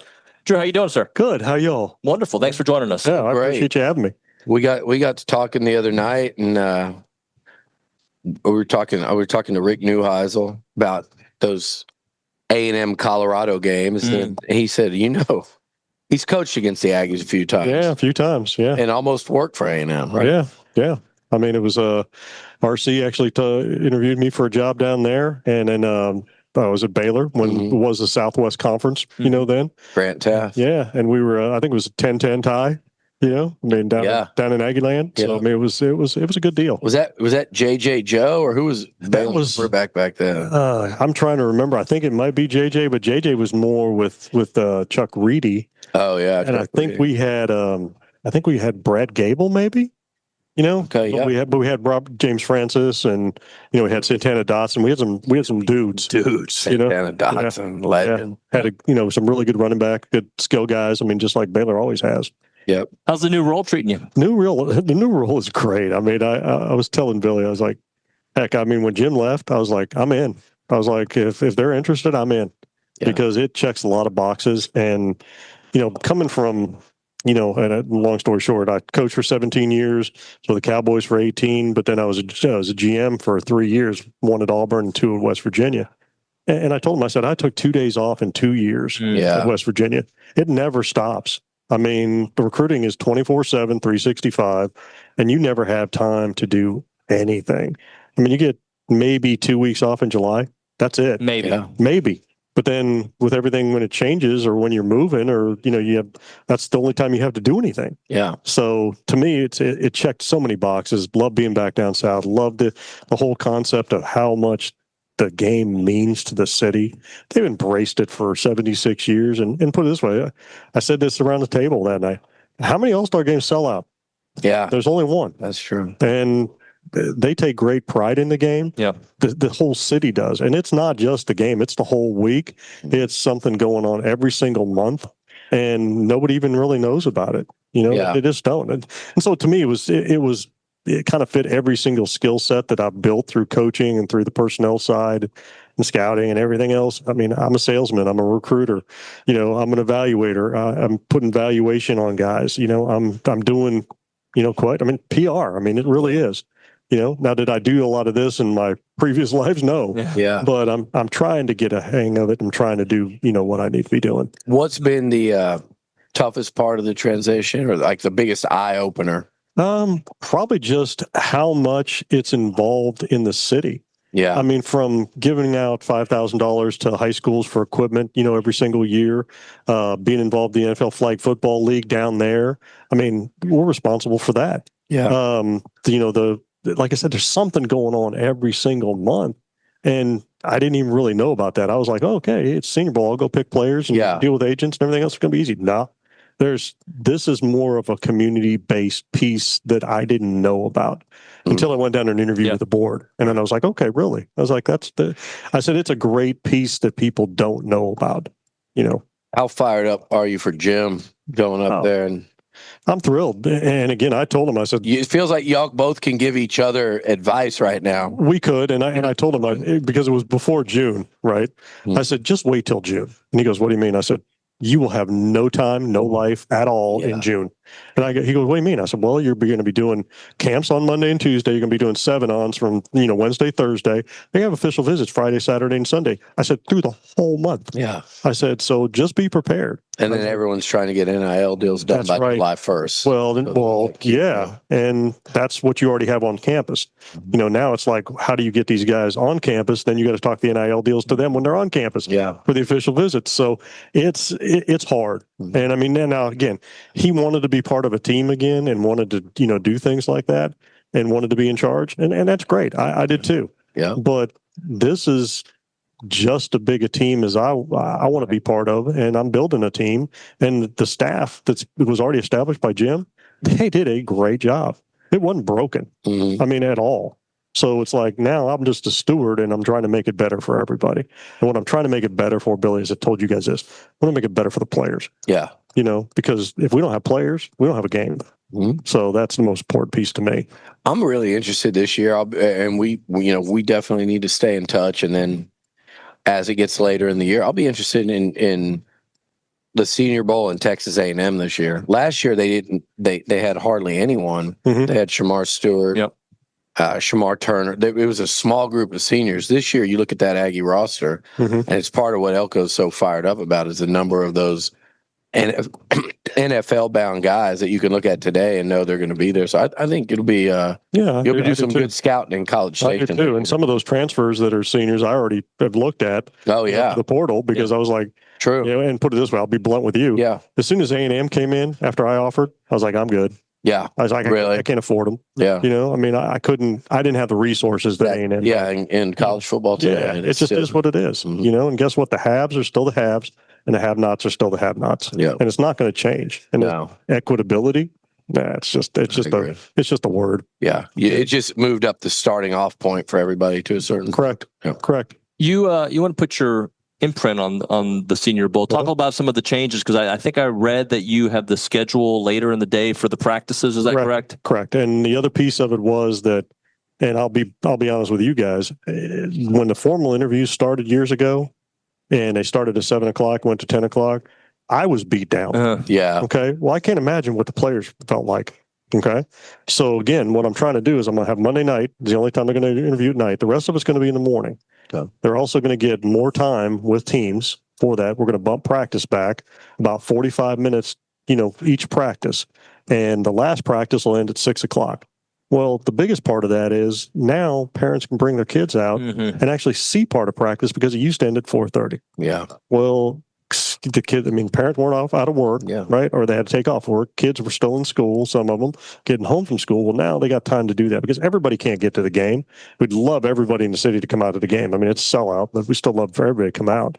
But I think that's important. But it goes back to, I said this to the guys at the table, and everybody remembered this. It also used to be the NFL Coaches Association kind of convention, right? Because they don't have one. Yeah. Well, once those interviews started happening at night, they're going like, wait a minute, I can't go see my boys, can't go look for jobs, can't network, can't go out to dinner with anybody. Why am I going to go when I can go do the same thing at the combine the next week? Right? Yeah. So I'm trying to make it better for everybody. And the biggest piece is players going to get time off at night. They're going to get time with their agents because their agents used to complain about, well, we don't get to see them after practice. We don't get to see them at night. Yeah. We really see them, right? Then the coaches get to go out. Well, then the player personnel people get to go out too. Well, that benefits the economy of the city too. Yeah. Right? So I'm trying to make it, that's my first imprint. And that's what I'm trying to do is make it better for everybody. If I make 80% happy, I'm thrilled. Yeah. Because there's always going to be somebody who's going to complain. Yeah. Always. Absolutely. Drew, the changes in college athletics, have they impacted the Senior Bowl? Do you feel like there's any impact on what you all do? I don't think so because, put it this way, we're not going to pay anybody playing the game. We're not. Yeah. I mean, because again, it's an enormous cost to put on this game in the first place. So why would we spend money on players when really what it is, it's the first official piece. And again, the draft starts in Mobile. And again, you're playing in a game. You're not doing the Underwear Olympics, you're not doing combine, you're playing ball. Yeah. Right.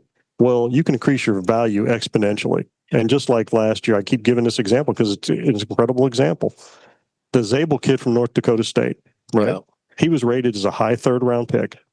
He goes 18th pick in the 1st round. On a 4-year contract, that's $12.7 million in difference. Wow. Okay, so again, do you want me to pay you $100,000 to come play in a game, or do you want to play in a game and have a possibility of making $12.7 million? Right. Yeah. So that's my sales pitch. Well, and I think now more than ever, it's their first step into the real world. I agree. It used to, now more than ever, the state of college football, you're just coming from it. And it's like, hey guys, like you said, you're going to sit here and haggle whether you're going to play in the game for 100,000 or do you want to make yourself millions? That's right. And because what they're making now is short money. Yeah. They can make long money in the NFL. Yeah. If they're good enough. Yeah. And hopefully those late round guys that are 5th and 6th round guys, maybe they play their way into the 4th round. Yeah. Well, guess what? That's another $600,000 a year. I mean, that's important over, a contract period. Yeah. So that's the type of things I know, and that's the kind of things I can sell not just to the player but to the agent. Because when I brought it up to Proctor today, when I met him, I said, like the Zabel kid. He goes, yeah, the kid from North Dakota State that played really well. I was like, bam. I was like, he already knows. Yeah. So that's a good thing. Yeah, absolutely. So that's pieces of what I'm trying to do.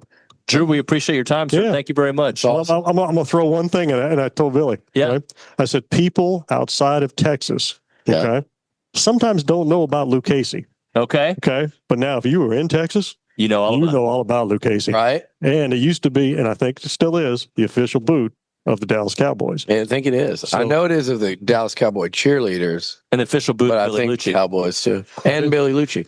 Okay.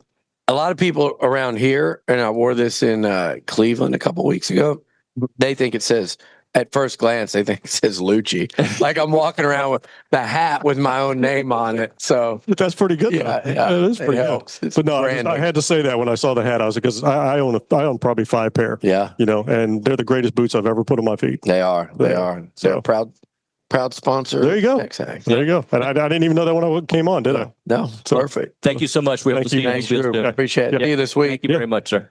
All right, we'll hit a break here. We will come back, talk a little Mississippi State on the other side. Jacob Hester is going to be joining us, LSU insider, and also SiriusXM extraordinaire, if you will. When it comes to preserving your farm or your ranch's legacy, it's not just about capturing the pretty pictures on your land.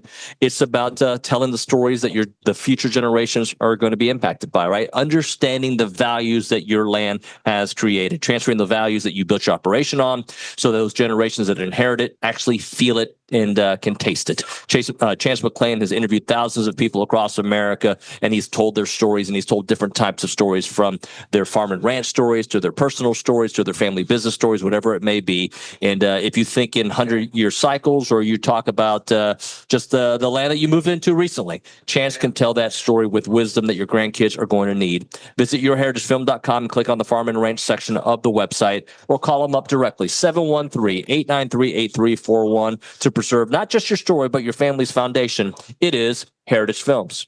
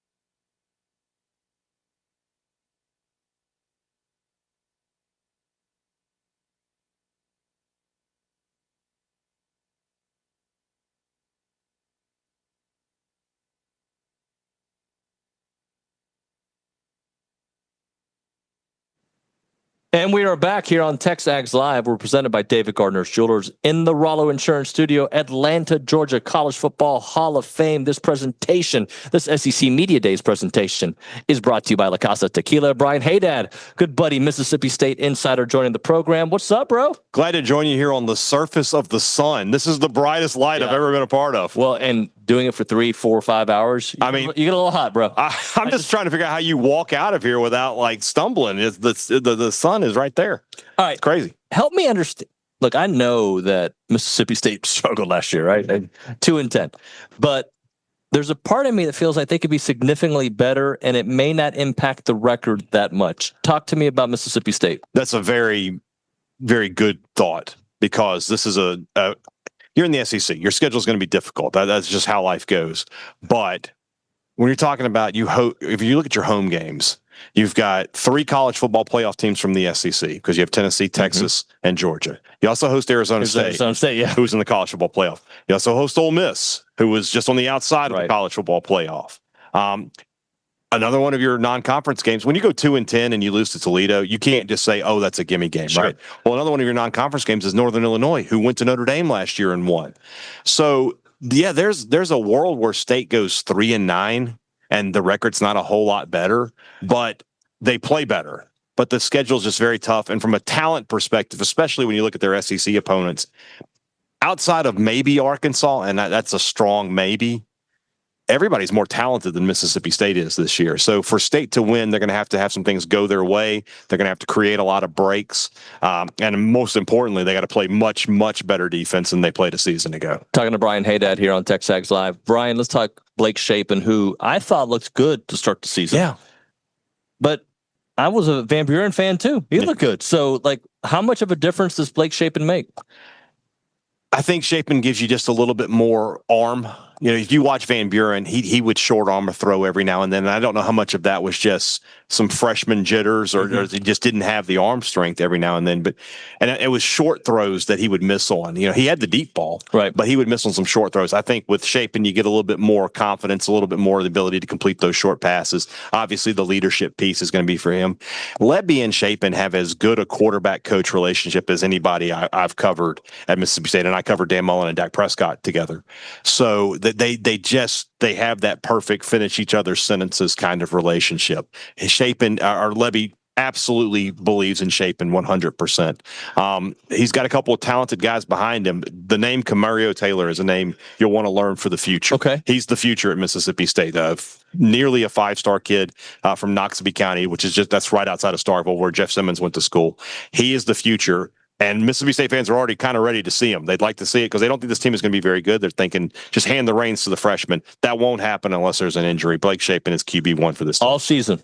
Yeah, unless there's an injury, I would not expect Taylor to be the guy there. Let's say that they win 3 games this year. Okay, Lebby safe.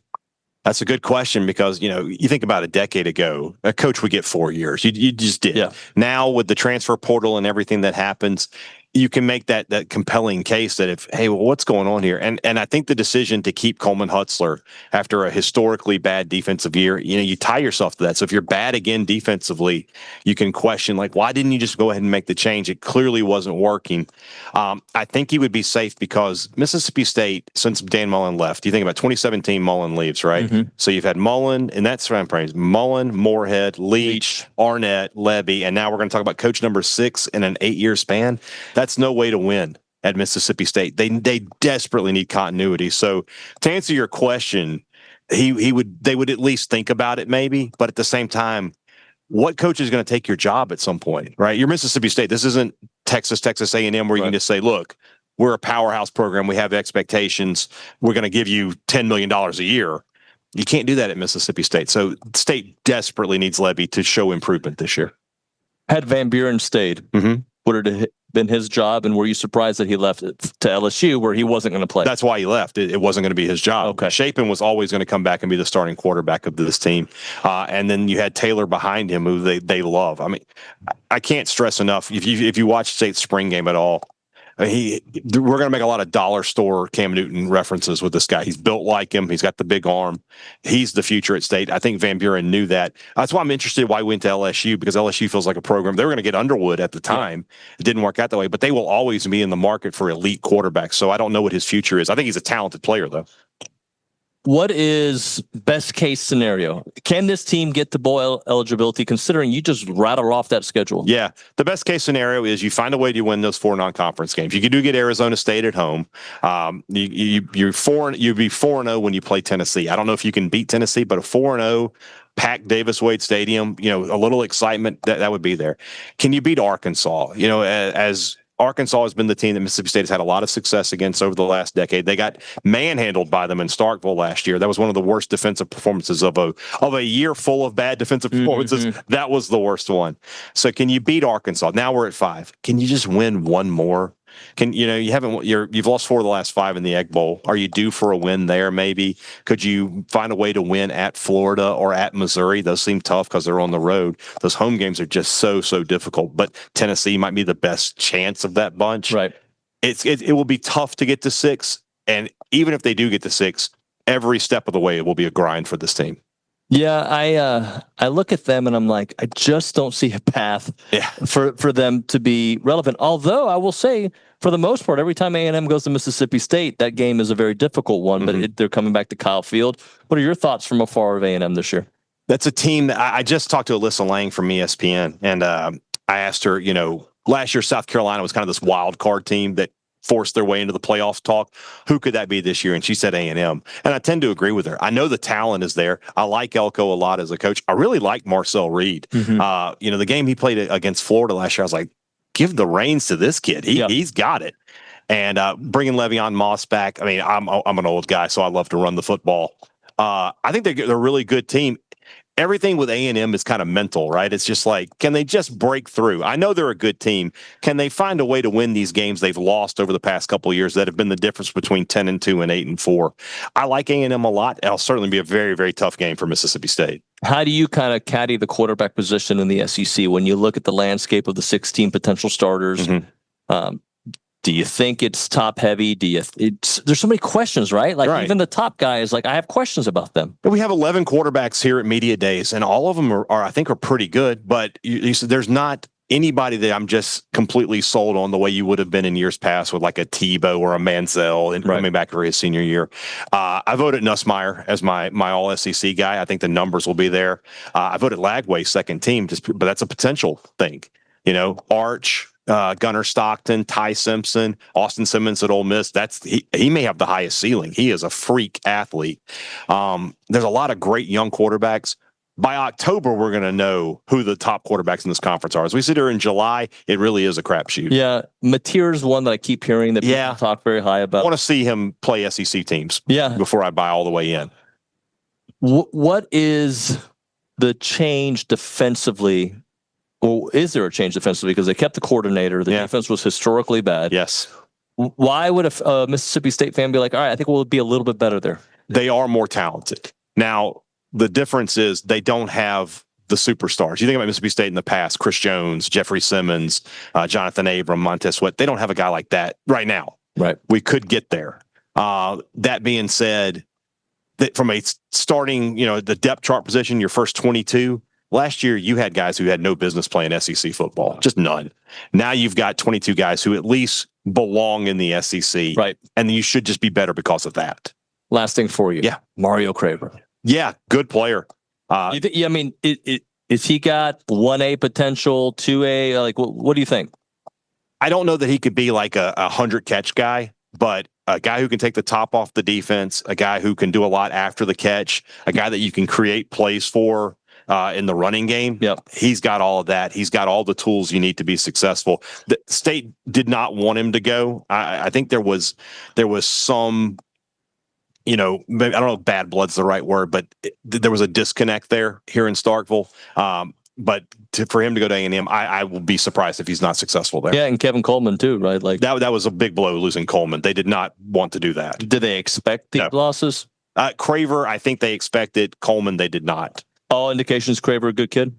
all indications are he's a good kid. He's one of those kids, you hear this a lot, like the further he is away from his hometown, the better. So being in College Station probably does him a lot of good. Brian, I appreciate you, brother. Absolutely. Thank Anytime. you so much. We'll Yes, do it sir. again, all right?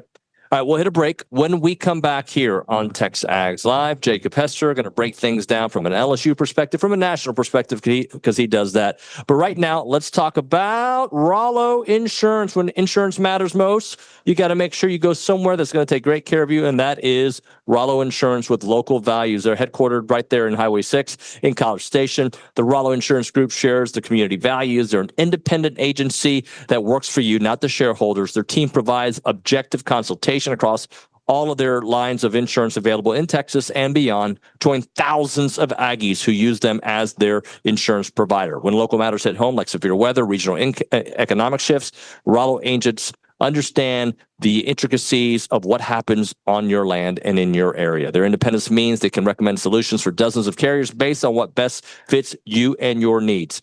That's why so many local families have enjoyed Rollo Insurance for many, many years. Make them your first call. The difference is real. Call them up, 888-44-ROLLO. That is 888-44-ROLLO, or go to rolloinsurance.com/TexAgs.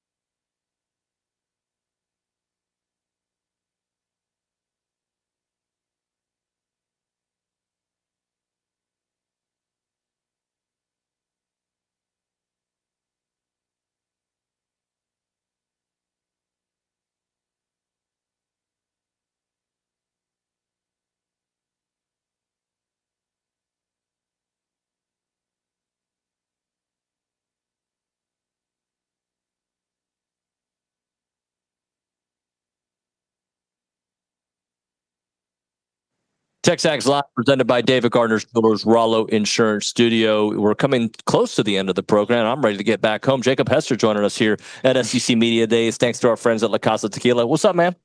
Not too much, just enjoying the good old talking season and just all the different narratives. But I do always find it fun, like when there's like that one message that everybody's kind of talking about, and you go to all the different tables, and it's funny to like, get everybody's different takes. And I think this year's like the quarterback stuff, like good, bad, or indifferent. So I always love this. I always enjoy coming on with y'all. Like there's, I try to look, don't tell anybody. I try to kind of like hide maybe and like don't do a lot, but I'm like, I got to go on with my guys over at TexAgs. Yeah, well, I was going to ask you something because, and I may have asked you this before. I don't think I have. How do you do it? You do a local show, 3-4 hours? 3 hours in the morning, 7 to 10. You do the serious show, and I feel like it's on 24 hours a day. You're on, and I think like sometimes I'll do my 3-hour show, and then Billy wants to do the overtime show, which is you don't never know when it's going to end. And I'm like, dude, I'm spent. I got to relax. How do you do it? So I do 7 to 10, and we're talking Central Time, and then I get a 4-hour break, and then I go 2 to 5 every day. And if I didn't get done at 5, I couldn't do it because I am dad, coach, and like I want to be with my kiddos. I got 5 kids, so I want to be with them. And so if it ended at 6, like that would be more difficult than ending at 5. I get all my stuff done like in that 4-hour window, or at least I try to. The cool part about it is like my local show, it's LSU, it's Saints, and it's Pelicans. Yeah. For my Sirius XM show, I could be talking Illinois football, and then I transition to Villanova basketball, and then I go to Coastal Carolina baseball. So that's kind of cool for me, and it gives me something different. If I had to talk about the same thing for 6 hours, there's no way I could do it. And so, and my dad's a Marine, and it's like, hey, our mentality was you can sleep when you're dead. That's what you got to work. You got to do those things. And so I get it from my dad. My dad's always kind of been like that. And I got 5 kids, so I got to have multiple jobs. Well, and then how do you prep in that little time? I mean, because you're doing personal stuff too, right? You're probably lifting, for sure. Errands. Yeah, no doubt about it. And that's really the only time I can get all that stuff done. And so I just got to do it the night before. And if something pops on the afternoon show, I have really good producers like, hey, Jake, I know you're doing your stuff, but hey, we need to look at these 3 things. Because that one is it's every sport, it's every team, and there's going to be something, like something's going to pop. And so they do a really nice job because I try to get it done the night before. But if there's anything that happens, like we got a group, text thread, like, hey, y'all need to look at these 3 things before we get on air.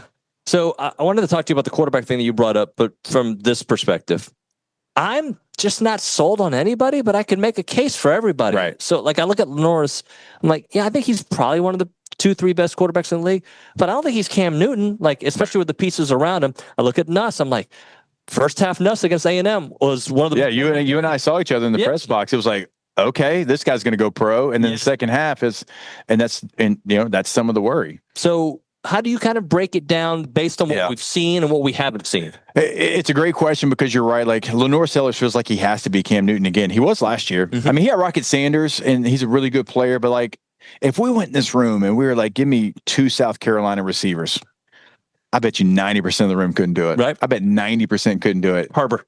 Right. And they'd be like, oh, Nick Harbor. That's because he's on the freak list every year from Bruce Feldman. That's the only reason. That's right. They wouldn't know Bennett. They wouldn't know some of the other weapons. And so he did it by himself last year for the most part. Can he do that again? Because Cam was one of one. He was, and he was built different. Now Norris is too a little bit, but not like Cam though. Not like Cam. Again, Cam one of one. In November, if Lenore Sellers is in the Heisman Trophy conversation, South Carolina's in the playoff conversation. If he's not, they're not. I mean, it's pretty plain and simple. It is all going to be off of him. And they lost a lot on the defense, too. Like, I know you've got one of the best edge rushers coming back, but Kyle Kennard was a defensive player of the year in the league. You're right. And I know he didn't get drafted high, but we're not talking NFL. We're talking college football. He's a really good player. So there's some things with South Carolina for sure. And I'm not quite there on them as a team just yet because it is so singular in Lenore Sellers and his success. But, you go around DJ Lagway. I love DJ Lagway, but he threw 12 touchdowns, 9 interceptions, and he's had an injury history. Like, can he stay healthy? I thought his LSU game was awesome. He came in injured, changed his game, the way he approached that game. He had basically a fake hamstring because he had so he had tape around his knee and his thigh, and he had like a TheraBand to create a hamstring. It was cool, like the way he changed his game, but Now he's got a shoulder. Right. Like, can you stay healthy? So we can go across the board. The question marks of Arch Manning and John Mateer coming from Wazoo. The Wazoo stuff looked great, but can you do it in the SEC? So there's a lot of questions, but there's a lot of upside as well. Like, if Garrett Nussmeier can be the quarterback he was in the first half against Texas A&M, I think he's by far, one of the best quarterbacks, top 3, regardless of conference, in the country. So that's why I'm saying that the intriguing thing is the quarterback stuff. And the teams that have a quarterback, right, are the teams that have kind of been in the middle of the pack in the league, and the teams that have been at the top, the Texas, Georgia, Alabama, even Tennessee, that's who has the biggest questions, right? Yeah. And so it's like, okay, well, what's that going to do to the league? Are those quarterbacks going to elevate them to the top, and them not having going to kind of bring them back to the middle, and we're going to have, 6 teams that are fighting for this thing? I actually like it. I think that's exciting. I think because of that quarterback play, because of, those teams that have always been there, they don't really know is Gunnar Stockton. We don't know about Arch Manning. Right. Like, we think he's going to be great, but we don't know. We don't know that about Arch Manning. And so I think this league is going to be, closer. Everybody's going to be closer to each other, because where these teams have strengths and these top teams don't maybe have the top strength in quarterback, maybe it's defense for Georgia, whatever, but it brings them closer to the same. Which is why yesterday on the show, I was telling Billy and Olin, I was like, I could see a scenario of 1 or 2 9-3 teams in the SEC championship game, because again, there isn't a lot of separation. Yeah. I think schedule too. Like schedule, I'm never going to say easy for the SEC schedule, but who has a more manageable schedule? Sure. Like for Oklahoma, I like Oklahoma a lot. I like Jaden Knott coming from Cal. We mentioned Mateer. They got a brutal schedule. I mean, it is absolutely brutal. They might be better, but only one win shows up because of the schedule. Right. I start to look at, okay, who has a path that I can see being a little bit more manageable? I'm going to give you a crazy one, like even Missouri. Missouri doesn't go on the road till like October 18th. That's right, yeah. And even the teams that they have in the league, like their toughest games are at home, and they don't really have that 3-game stretch that we always talk about in the SEC. Right. Missouri's won a lot of games over the last couple of years. I know Brady Cook and Luther Burden and Theo Weiss were there forever, and they're not there anymore, but I believe in Eli Drinkwitz, and they went and got a guy from Penn State. Could they be one of those 9-win teams that we're talking about? Maybe they got a couple big wins. And so I think it really all comes down to scheduling. There's teams, Florida, I would throw Auburn, Oklahoma, into you might be better, but I don't know that it's going to show up just because of who you have to play and where you have to play them and when you have to play them. I don't mean this as a shot at BK. I'm just going to ask a question about coaches in general who come to these events and thinking they have the most talent they've ever had. Do you think they really think that, or is that kind of like talking season talking points? I do think that they believe it because, and it's not to say that, because there's been like, Malik Neighbors and Brian Thomas Jr. and Jane Daniels. So like the highest end talent, right? it was there. I think they mean in the totality of their roster, there were some blind spots, defensive tackle, safety position, interior offensive line that they had no depth. And the starters you didn't feel great about. Right. So I think when they added players like that, I think in the totality of the entire roster, they do believe. I think the receiver room is as talented as it's been just in the group of guys. Again, they just had 2 first-round picks, 2 of the best rookie seasons we've ever seen. But I think that's what he's talking about. And you talk to the players, I think they realize that too. Like there's more depth. And BK, look, he came in a couple years ago. He's like, we're not gonna buy a team. We're not gonna add through the portal. And he's like, oh man, we got to add through the portal. Right. And they had wholesale changes this year in the transfer portal. And so I do think like from top to bottom, it is going to be their most talented team. It's better depth, but you still, man, there's things that LSU's got to go out there and show. They got to be able to run the football. They couldn't a year ago. They got to play better defense. They did from certainly what it was a couple of years ago, where if Jaden didn't score, they weren't going to win. But now they got to get back to being in a top 30 defense situation. So it's talented, but that only gets you like literally in the door. What are you going to do now? Before I let you go, A&M, not even thinking about that game last year, because that was a turning point for both programs. I think LSU found their way. A&M didn't find their way after that. Like it was. I always argue that if they don't make the change from Marcel Reed, I wonder what that last season feels like. Because Connor was really struggling. What do you think about them this year? So for A&M, I think we talk about quarterbacks, and look, Marcel not being here, and I talked to Billy about it. I'm like, at first it's like a little concerning. He kind of explained like what the deal was, but I'm like, if he takes control of this team and he's like, he's mature in it and he's a leader and he goes out there and he plays within himself and he develops and continues to grow, we saw what he can do. Yeah. Like LSU couldn't stop him. LSU knew what was coming and it didn't matter. He's got that skill set. So there's so many, like, I love, like, we have an all meathead team on off campus, and York's like right there in the middle of it. Like, I love some of these defenders that they have. I love some of the front seven that they have. We know Texas, and I know Moss, and I don't know what the situation is, with him right now, but like, we know what that player can be. Yeah. Right. If he's fully healthy, he is like one of the few backs that you can trust in the SEC right now, which is crazy. There's not a lot, and he's one of them. So it's really going to be him. How can Marcel continue to develop? If he develops, they're a part of what we're talking about. They're a part of the same, LSU and South Carolina conversation of right there ready to take the next step. And you hate to put that much pressure on one player, but as you know, like, that's what it's going to be for Texas A&M this year. I got to bring him up, Jimbo, who's on your show often. I love Jimbo. I wish it worked. I was ready to move on from him probably after the App State game. But that being said, I still liked him, and I still think it could have worked. Just what have you heard from Jimbo? How's he doing, and what's his future? Yeah, so Jimbo joins me every Tuesday during the football season for 2 hours, and he was just loving talking football. And I know a lot of people thought Jimbo would jump right back in, and having conversations with him, he's like, I'm good. I am happy right now. I'm content. I've never been able to go hunting with my friends in West Virginia for 40 years, and he's doing stuff like that. When the West Virginia job came open, a lot of people were like, oh, Jimbo's going to want to jump on this.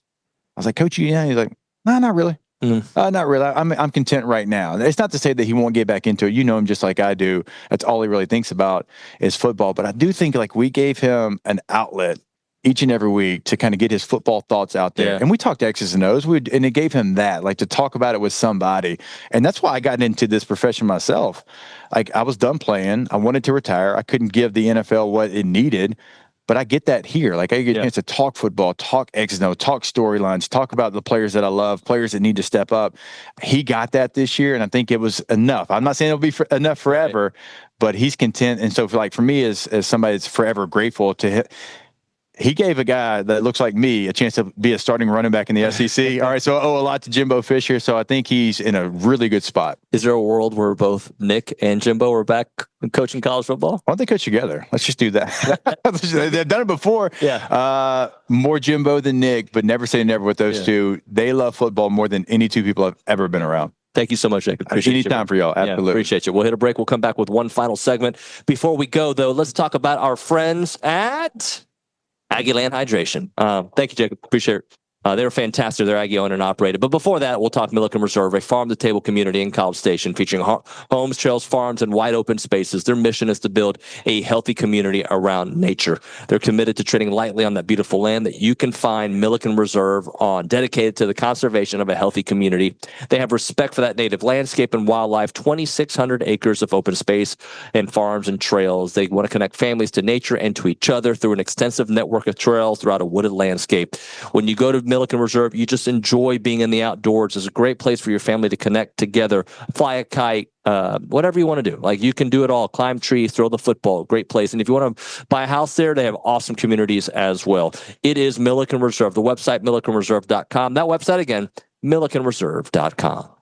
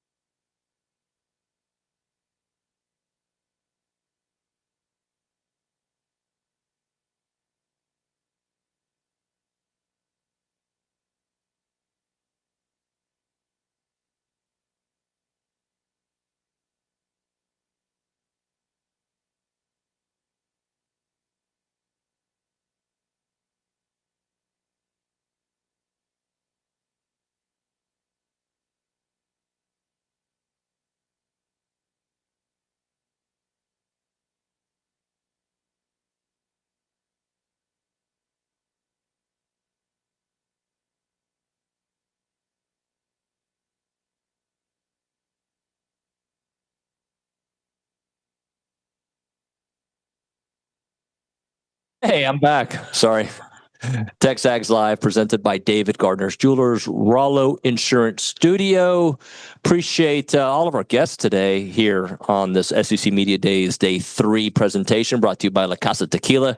Nick, you've been killing it, bro. We're gonna put you on the mic here, little buddy, because you've done some great work. You and Callie Gardner have really. It's this one. There we go. Hey, bud. Now I'm on. You guys have done a great job getting guests. I mean, literally, there isn't somebody here we haven't gotten or won't get. That's just, and not, let me go ahead and tell you guys that who listen, you guys, I feel like I shouldn't have said it like that.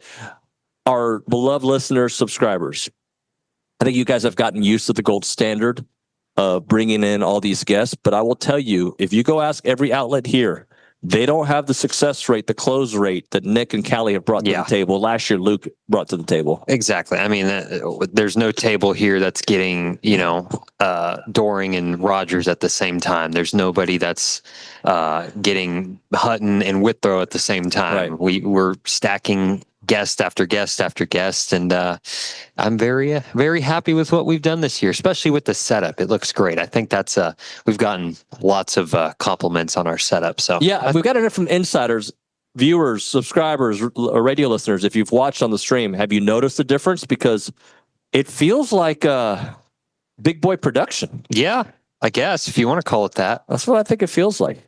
All right. So as I've been doing every day, I kind of look at some of the teams that we're talking on the podium and give you reasons why they'll be better, give you reasons why they will be worse. Let's do Florida Gators here in the last few minutes of the program. By the way, we're going to have a couple interviews we do after the show. Some we'll save for tomorrow, the next day, but we're looking forward to that content. All right.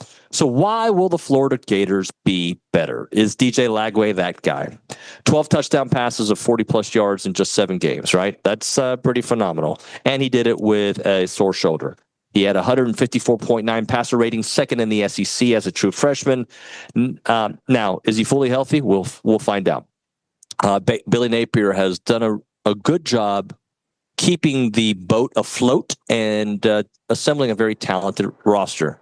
You've got Wilson III, you've got Dallas Wilson, you've got Michael Studevant, great running backs, offensive line room that only allowed 19 less sacks last year. So those are a lot of reasons to do it. And this is really Billy Napier's last shot. You thought the A&M game last year was his last shot, and he found a way to keep his gig, and it paid off for them. They do have 5 AP top 20 teams on their schedule, so they're not going to ease into this season, no doubt about it. But if Lagway can deliver, they'll be in every game, and he was the difference for them at the end of last season. But why they could potentially be worse. So all the pieces mean nothing if Lagway is injured, right? The whole sore shoulder thing, that should concern Florida fans. Look, it is a talking point, and Florida fans know it as well. He didn't throw in the spring because of that shoulder soreness. So if that's a valuable reps when you're a young player. Florida hasn't won more than 6 games under Napier, except for last year, which I think they won, was it 8 last year, Nick, if I'm remembering correctly? Mm-hmm. So they did pick it up at the end of the year last year. But the lack of interior defensive line depth and several injuries certainly hurt them last year. So they are one of these programs, and I think A&M falls in this as well, of tired of the next year, right? They don't have, I'm sure they have a next year Nuño guy there, right? They've got to. The noise gets loud, and if they start off slowly again, how easy is it, especially when you have Lagway as your savior, if it gets started off slowly, what that will do for that locker room? Because last year, at least, kind of like what A&M went through, like you felt like as much props as I gave Connor going into the season, you felt it slipping away and the players knew it was slipping away. And then you felt the energy change when Marcel came in the LSU game. That happened last year for Florida as well, right? So Graham Mertz, who I thought was okay last year, right? I mean, he looked better than Lagway did against A&M, but who do you have after Lagway? I don't know. Like, I'm going to be very honest with you. So, look, Billy Napier is going to be coaching for his job every single week. Despite having a very nice roster and a quarterback that the country is putting as a potential Heisman Trophy winner or a potential Heisman Trophy candidate, like, he is a very important quarterback to their future. But if they stumble out the gate early, then I think that's going to be real easy to jump off the bandwagon. But we saw that last year as well, and they didn't. So the Gators, to me, seem like a boom or bust team with a talent but a schedule that is somewhat brutal, guys. That is life in the SEC for some programs. Most programs in today's 16-team SEC, not all programs. All right, so that's going to do it for TexAgs Live here on a Wednesday. Tomorrow on the show, I know we got Connor O'Gara. Do we have anybody else, Nick, that you remember so far? It'll be loaded, but yeah, we're going to record in a little bit with John Neighbors, Arkansas insider, Kentucky insider, Nick Roush. Both those teams are in the morning, so those guys probably wouldn't be able to join us live. So we're going to put it in the can and run it. That's what we got for right now. We'll see what else happens today. Yeah, Jacob Hester was great. Brian Hadad, thank you so much. Drew Fabianich. Did I say that right? Fabianich. There you go. Chris Doering, Ryan Fowler, Ross Dellenger, Greg Sankey, Billy Liucci. Holy smokes. Yeah, we had like everybody. I love it. And tomorrow's going to be another day of that. And then Friday, we'll debrief everything that we did. And then I'm going to have to take another vacation because I'm tired. That's going to do it for TexAgs Live here on a Wednesday. Thank you so much to everybody for watching and listening. And we will see you all mañana.